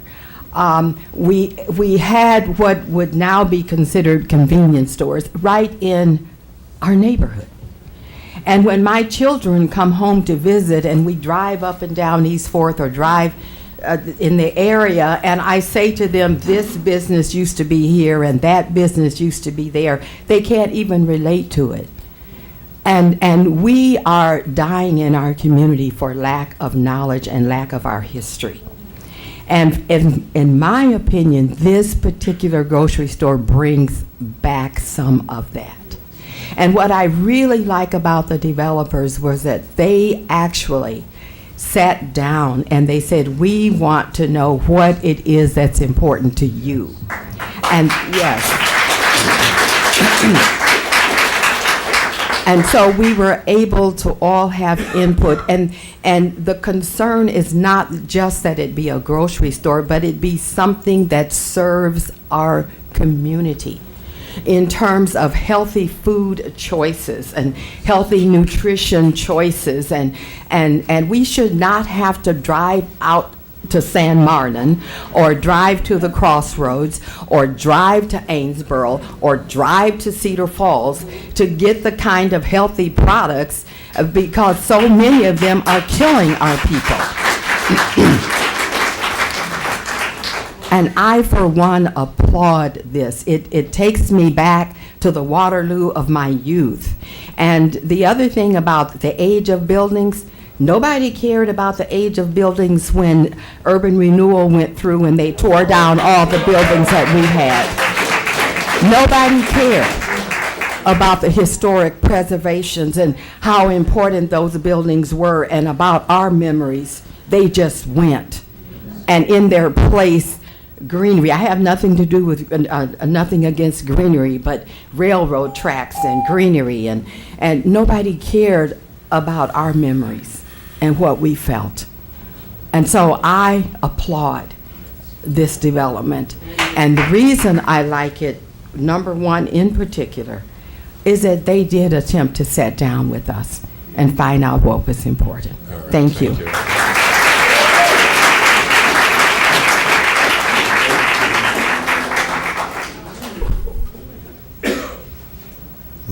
Yes, Okay. sir.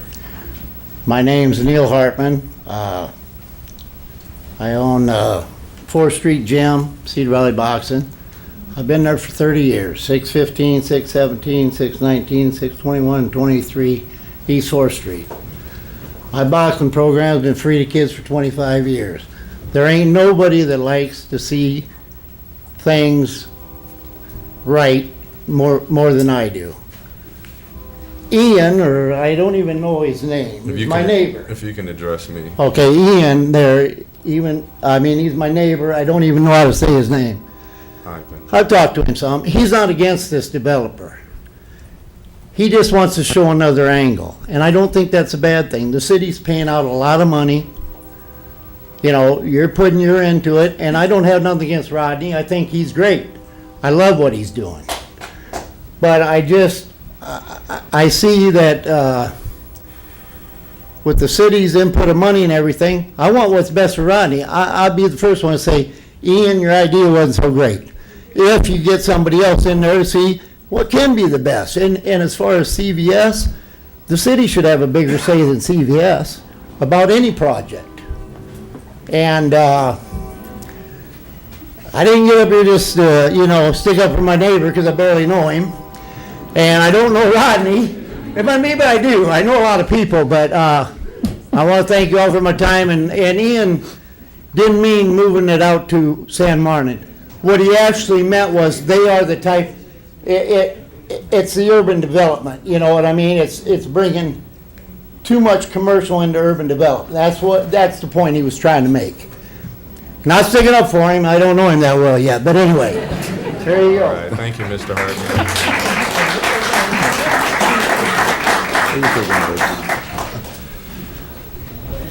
Good afternoon, Council, Mayor.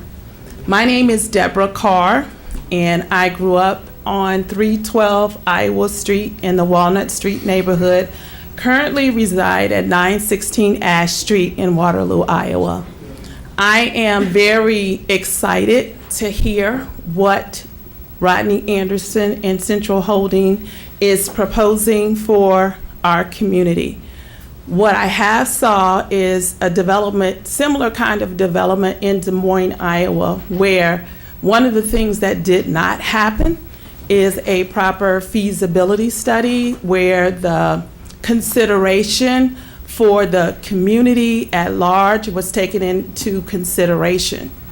In reviewing the information that it has been presented by Mr. Anderson and Uplift Solutions, they have taken a lot of time to really incorporate the well wishes of the community at large. It's called cooperative economics, where they're looking at people, they're looking at jobs in the community, and they're looking at long-term assuring that there is going to be success with this project. I really admire the fact that they are taking that opportunity to look at it holistically. When I hear people speak of they, I wonder who are they anyway?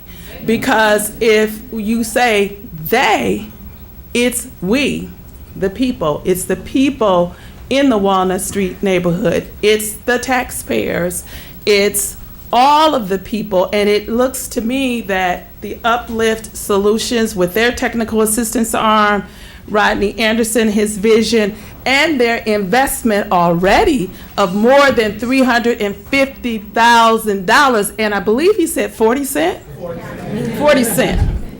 That's a lot. So in my mind, when a presentation comes to say, look at something right now, why didn't that conversation, or shouldn't that conversation happen with them prior to being presented and heard the first time tonight? So I think collaboration and communication is important, and those organizations that work with the people, for the people, by the people, are the ones that the people stand beside and support.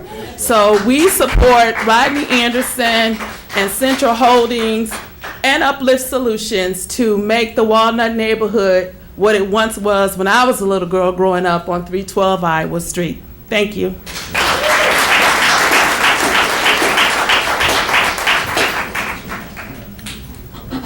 Latanya Graves, 607 East Donald Street. And I just want to say that anyone that needs to see the plans, just contact Rodney personally and he will show you. And then also he will share with you the videos of how this is going to be successful. And then my next point is, if you travel on Walnut Street right there by the Boys and Girls Club, the traffic is so congested.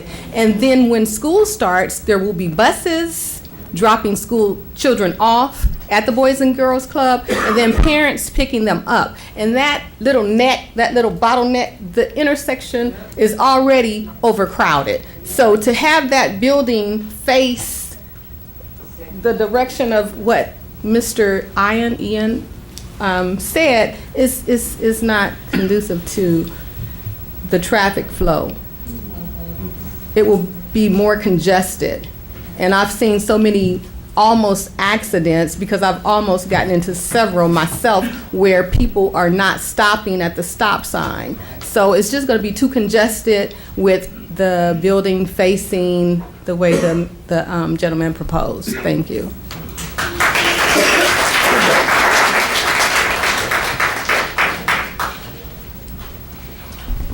Leon Mosley, 99 Mosley Street. Rodney stopped by my office at 99 Mosley Street in my front yard, showed me the plan, and after I'm elated when something even comes to this town. And for a black man to bring something to this town, I'm double elated. And the thing that gets me is I gave him a little history lesson while he was sitting in my yard.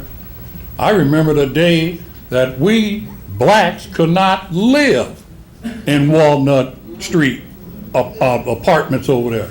We could only work there and clean it, but you couldn't live there. I can go so far back as to remember blacks could not live on Sumner Street. Everything changes. And urban renewal destroyed our communities without a word being said. But everything changes. Look, you got a black mayor now. I didn't think I would see that in my lifetime. Doing a fantastic job. And the thing that I want you to remember is this is coming to our community. And he's got his plan, but if I'm spending my money, I dare you to tell me how to turn my building. Because I get a bunch of lawyers and tie you up. If I'm spending my money and the people want it, let it be. This is a beautiful town. That's why I stay here. Plus my street. But I love it here. But let's move on. Rodney's got a great idea. The plans, it just makes me feel good. So good that I told him I'd come down here and talk for him. And y'all need to know that. I got 57 seconds. Let me see. I just want you to think about where this city has been and where this city can go. Instead of being the armpit of the state, let's be the head and start thinking about making this place grow.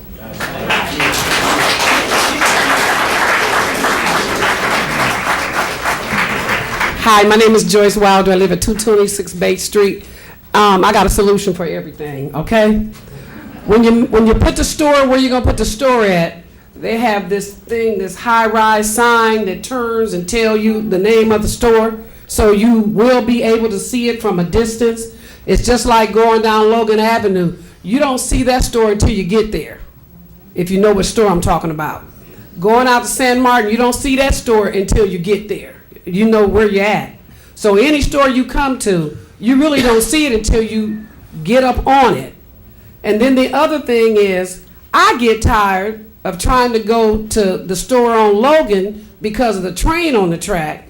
So this is really a convenience spot for those that live in Walnut Court, that lives over there in the area. It's not a black store, it's our store. So let's get that straight. It's just not for the black, it's for everybody. Anybody, what he's saying, anybody can shop there. Your dollar is green, so it don't matter.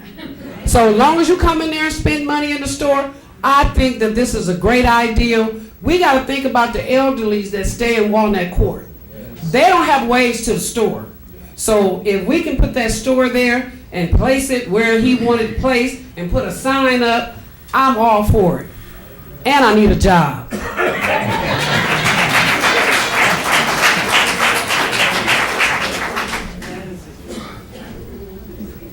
Laura Hoy, 335 Almond Street, Walnut Neighborhood. Good evening, Mayor, City Council, citizens. I'd just like to speak on a couple of points. First, I'd like to speak in support of the grocery store, in support of Rodney Anderson's passion and his personal and professional commitment to the development in Waterloo, and to the partnership with Uplift Solutions, which I've been studying online for a bit, and I'm really super excited about what a tremendous element of success they'll bring to the store. I also know that I likely speak for many neighbors who look forward to quality and affordable groceries in the neighborhood, and I would be a very avid supporter of this grocerant. So I'd also like to acknowledge and express appreciation for the meeting that took place with the city and the developers and the Walnut Neighborhood Housing Coalition, where we discussed plans and could agree to the following things together. Not to vacate Clay Street, and to add understory trees to the landscaping along with other vibrant landscaping, sidewalk connectivity from the neighborhood to CVS, and to narrow up the flare at the back of the building where the trucks will come in. All of that discussed together so that we could work to create a buffer from a commercial corner to residential neighborhood. So I just want to say thanks for those conversations. Two other things, though, that I'm thinking about that might be helpful for the future that I would just like to, this is my own personal opinion, beyond this project as we focus together on holistic revitalization in the neighborhood. I'm learning some things about process, and I got my first little walk in politics over the last couple weeks, and I just want to commend you. You all have a difficult job. But I'm wondering if there might not be some kind of a process that the city could help guide and direct that takes us further out for conversations. I so welcome the conversations that happened, but I wonder if there might not be a process that is created further back for input so that so that the input can be broader.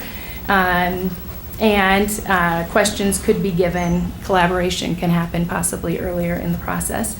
And then secondly, in regards to those who have a heartbeat for historic preservation, I'm just actually growing that heart as we have been restoring a home, and as I've been listening to the importance of preserving story and history in a community. So I understand where we want to save old buildings, but I also would hope, and I wonder if we can't together work hard to create a robust vision for that, educate why would we save old buildings, and then it really takes a collective effort to have a plan and to acquire properties. I think one of the reasons Yvonne created that other plan was to save a building, not to have the House of Hope women live in it, but to save the property. The problem is there's not a plan for it right now. And so then we have empty buildings sitting. And so I'm all for historic preservation. Many buildings in the Walnut neighborhood and houses have been taken down. And so we would hate to see that continue in the neighborhood. But I just think going forward, it will take quite a mighty effort to talk about why would we keep old buildings. Thank you. Thank you.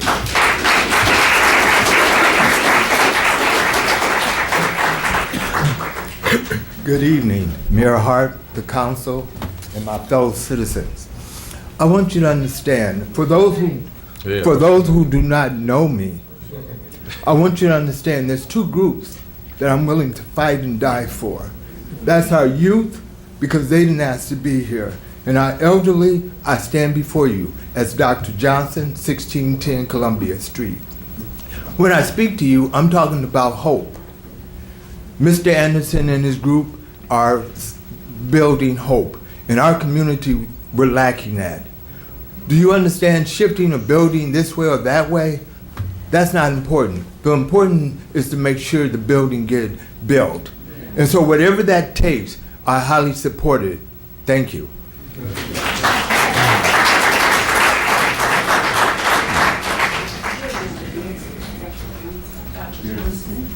I'm Joe Robinson, formerly of 706 Southview. I actually live in Boston, Massachusetts right now.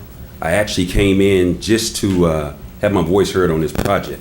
And oddly enough, you know, God works in mysterious ways. I stopped at a gas station, and there was a group of 5 folks just talking how terrible Waterloo was.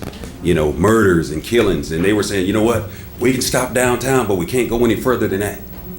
And, you know, and I reached back and I said, well, what's wrong with Waterloo? Well, there's murders, there's drug dealing. I said, well, hey, that happens everywhere.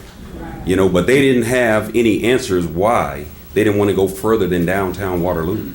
And so I want to say that, you know, I think the bear in the room is House of Hope. House of Hope has already given us hope. You know, so I think going forward that all-in grocers can give us hope. You know, give those people in the community jobs, certainly, give us some direction. I told Mr. Anderson, finally putting his face on the scene, giving some of the people in our community someone to look up to is great. So I just want to say that, as you guys ponder your decision, that we could go out throughout Waterloo and see monuments. So if the big bear in the room is a house of hope, why don't we put a monument there? We can have a plaque, a monument, and still accomplish the same thing. So I think some of the hidden agendas is doing something with the building and want to renovate it and all these other things. So I think it is what it is, that we can still remember the House of Hope as the history that it did give and the good things that it did do to the community by providing a plaque of some sort, or even integrating some of the monuments into the development. So that's just some ideas I wanted to point out that we could do to keep the memory of the House of Hope going. But I think the hope in all in foods is just the way to go. Thank you.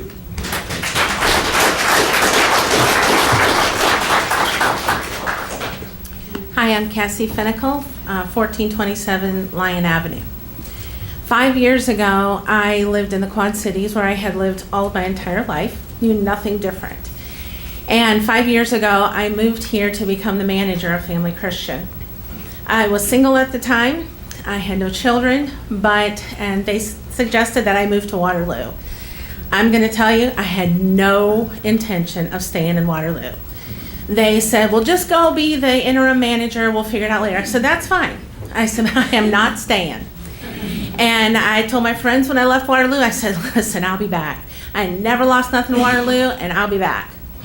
So I went there. I worked here a week, and I knew if they offered me the job, Waterloo was going to be my new home. That was 5 years ago. And I actually I've asked my husband, who I met here, we got married almost 4 years ago. I asked him, I said, why does Waterloo have such a negative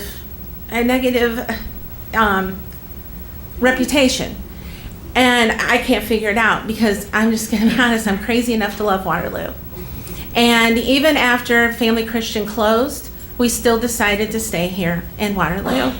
Not Cedar Falls, not even the other side of Waterloo, but actually we're moving closer and closer and closer to downtown. We go to church on this side. We, in fact, we're working with Rodney Anderson to open an ice cream shop. So we're getting ice cream back on this side, and we're working with him. I have nothing but good things to say about Rodney Anderson and Dan Levi and their integrity. From the day that I met Rodney, all I've heard from him is vision. I've heard from him, whatever project we were working on, how are we going to affect the community? What are we going to do to reach out, which is my heart as well as my husband's. So with this new grocery store coming in, it just elates us to know that even though I worked on the other side of the San Martin area for 3 or 4 years at Family Christian, that closed, I'm now moving this way and thinking, what can we do down here to revitalize it? My husband even shared with me, he's from Cedar Falls. He shared with me the other night, he said, Cassie, I had a dream when I was in junior high or high school. He said, he went to Cedar Falls, graduated from Cedar Falls, and he said, I had a dream when I was that young to industrialize Waterloo. I said, you're lying, you are not even telling me the truth. He says, no, I'm serious, it's true. So just to let you know, we have a heart, and there are people that may not even be from the community that wants to see this community grow and to become better and to get rid of the negative stigma that when people say Waterloo, it isn't a frown, but it's a smile. And so that is our hope, and that is our dream, and that is what we're standing with Rodney for to see to come fruition.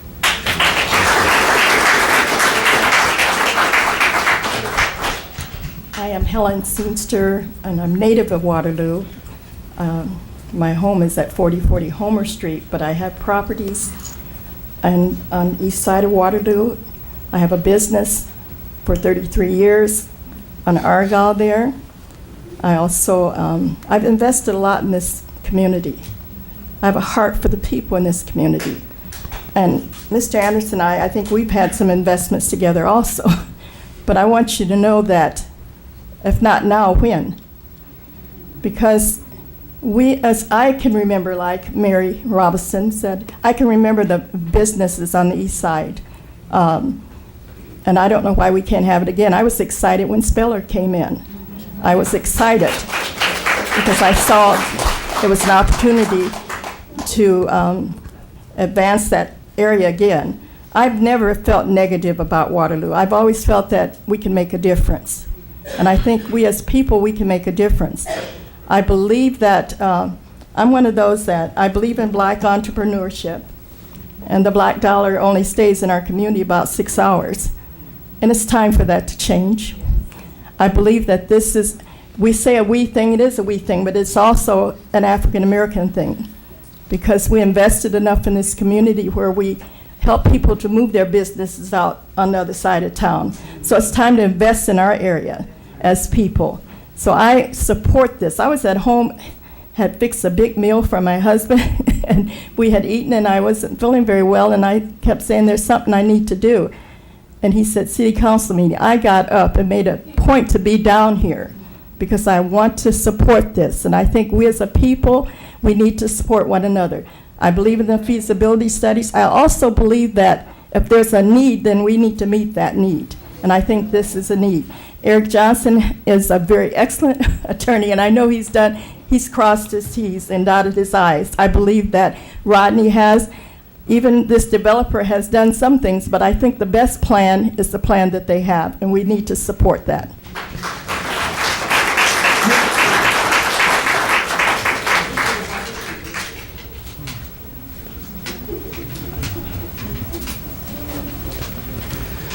Forrest Dillaboo, 1725 Huntington Road.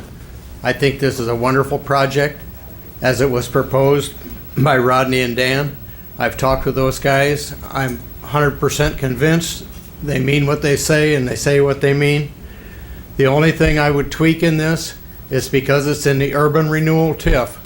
I would like to encourage you that when they start paying taxes, some of that tax, urban renewal tax, like 50%, go back into the general fund. Our general fund is hurting.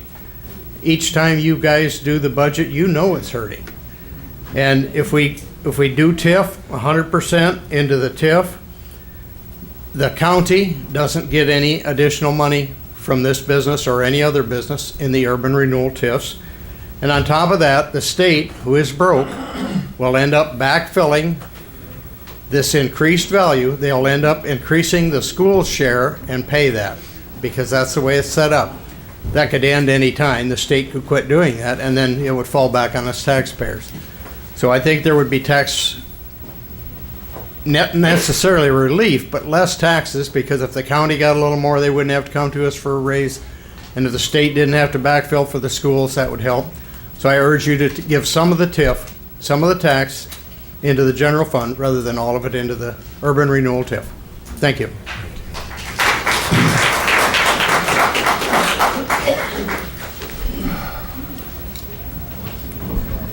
Good evening, Mayor and Council. I am Willie Mae Wright of 327 Almond Street, which is about 20 feet from what we're talking about tonight, across from CVS. I've been there 58 years. And I encourage you as city mayor and council to approve this development. We have been working, the community has been working on this for over a year. There was one grocery store that was supposed to come, but they failed. We finally got a hardware store. Now we're in the process of getting a grocery store. Do not vote this down. Vote it up to get that grocery store going. I've listened to other people that have been here. They live in Waterloo. I live 20 feet from the area that you're talking about. I'm in Walnut neighborhood. And young man, we welcome you to the neighborhood, but you're a little late. I'm sorry, but it just won't work now. So let it go and let the Anderson develop this and move on with it. Thank you.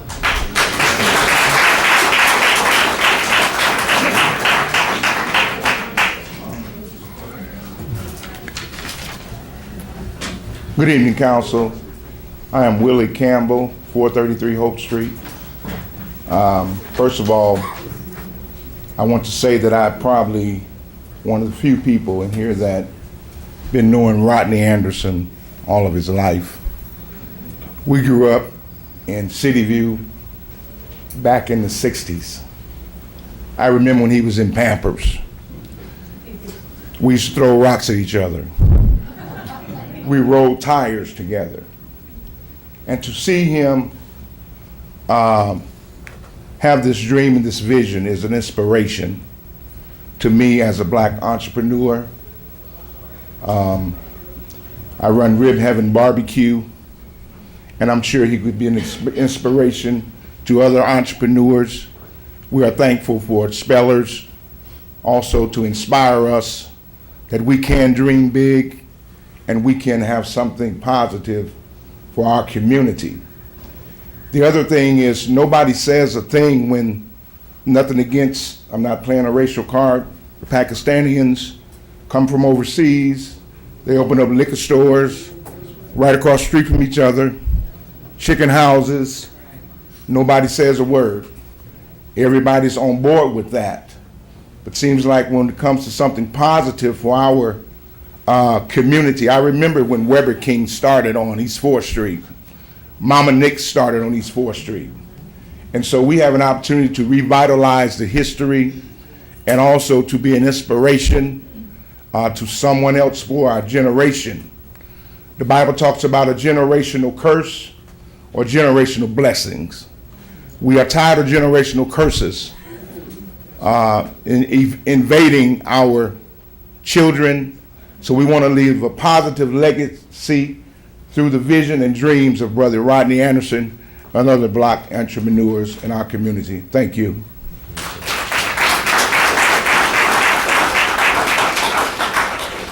Good evening, Mayor Hart, Council, Waterloo residents. My name is Todd Clater. I am a native of Waterloo. I now reside in the San Francisco Bay Area. I'm nonetheless a property owner and taxpayer here.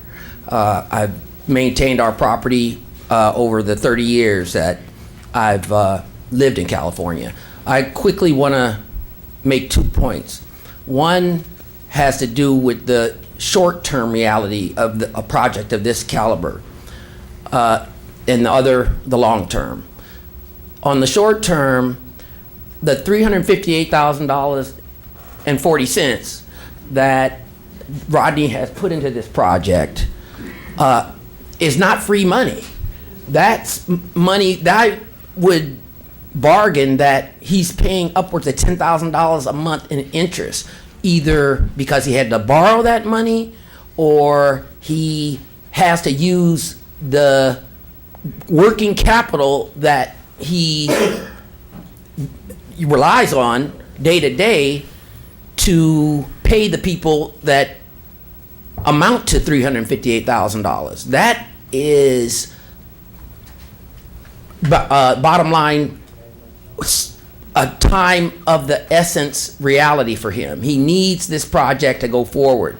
More planning and deliberating and horse trading, is not going to help that project. The long-term aspect of this is the investment of capital dollars and opportunity to develop human capital is invaluable. We need this project in this community. As has been said throughout the night, there used to be numerous businesses in East Waterloo all throughout the neighborhoods. I mean, this is actually a anchor project that could very well stimulate economic development throughout the neighborhoods. And that, to me, is where the real value lies. It's in expansion, not diminution and displacement. So you got to do this for the betterment of the residents of the city and of this community that so desperately is in need of hope and in need of opportunity, especially for our youth. Thank you.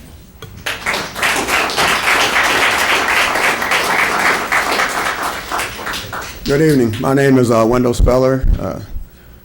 Originally son of Herbert and Joanne Speller. My dad ran Herb Speller's Auto Repair here in Waterloo.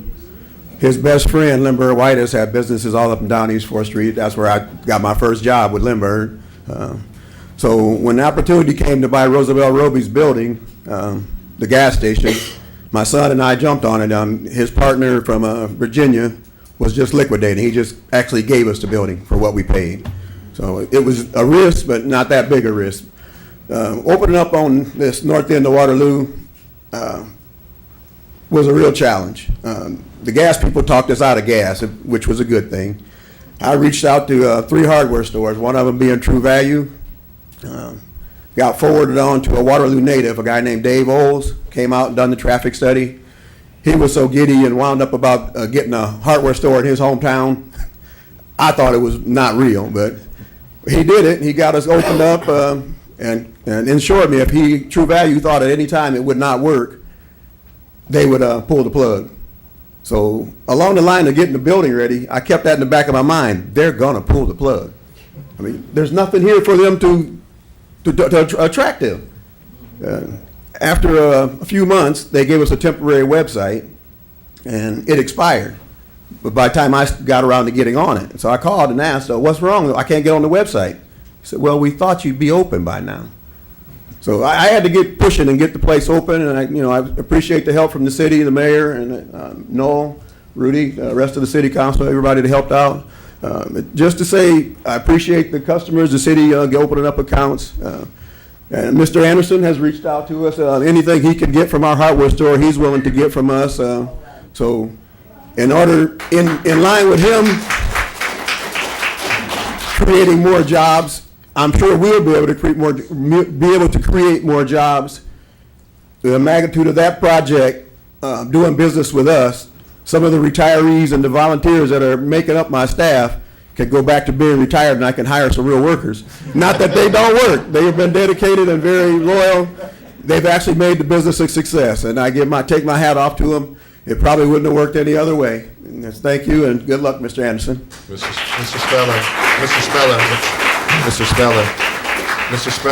Speller, we need, Mr. Speller, 2 things. We need your address for the record, and all your workers watching the city council meeting right now. My address? Well, yes, sir. For the record. Our original business was Tri-City Clothing, which we are still running at 305 East 4th Street. For some of you that don't know, that's where we moved after the fire. But the hardware store is located at 1027 East 4th Street. Speller's True Value. You mean my home address or? Home address. Home address, 919 East Donald. That's all we need. Thank you, sir. All right. Thank you. Yes, sir. Thank you.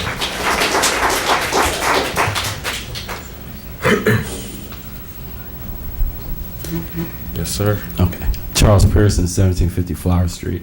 First of all, Rodney, since I met him, since we've been talking, he's been like a big supporter of the African American community. He's been a big supporter of some of the concepts that I brought to the table when we had our conversations. But I think the bigger piece for me today is that the city of Waterloo, maybe like a month ago, not even a month ago, maybe 3 weeks ago, approved a grant application for underserved communities grant. And that grant kind of focused at the time, I want to say like on the triangle. But just recently I got a email from Paula Moore from the State Historical Society. And she said that now they have a 20th century African American civil rights grant that Waterloo would be a prime candidate to have a grant application applied for African American civil rights properties. And some of the properties that we were looking at was in the Walnut neighborhood. One of them was the Roosevelt Taylor home, the Dorothy Tate home, the Willie Mae Wright home. And I think the bigger one is Faith Temple Baptist Church. I just had a conversation with Belinda Creighton like last week, and they're thinking about knocking down Faith Temple Baptist Church, which originally was Walnut Baptist Church, which I think that'd be tragic if that happened. But the bigger piece is I think the city also last year approved, I think, $20,000 to do a survey of the neighborhood. What's going to happen if they eventually get the survey done, what'll happen is you won't just have tax incentives for like commercial property owners and developers, you have financial resources for just regular residential property owners. I think the bigger piece too is that you're slowly starting to see a African American business district kind of develop itself. It's taking little bits at a time. But I think if we think big, instead of Waterloo looking at, or outsiders looking at us as the 10th worst African American community in the United States, people start looking at us as the #1 African American community in the United States. Because we got the right people. I think the council been going back and forth trying to figure out some ways to make some things better for that side of the community. But like I said, Rodney hit a home run. And when it comes to the House of Hope, just like Joe Robinson said, there's nothing wrong with maybe putting a memorial plaza, a garden, a memorial garden, something just to remember it. But the bigger piece, you have other people, just like I said, William A. Wright, Roosevelt Taylor. These people, in their contributions to the city, there's a great opportunity, like I said, with this grant application. It's ready to go. And if there's other properties that people are interested in to get on the National Register, this is a great time for the city of Waterloo to do something special for everybody. Thanks. All right. How many more people do we have left to speak? We got 3 left because the mayor has to take a bathroom break. It's almost 20 minutes to 8 o'clock. Good conversation. So, I can't. You can't leave. Council, do you need a bathroom break? Yes, sir. So, Mr. Rowe, we'll take about a 5-minute bathroom break, and then we'll come back, but I gotta go to the bathroom. Motion to adjourn. Recess for 5 minutes. Second. Motion's been made with the second. All in favor? Aye. Oh, I see how it is. Okay.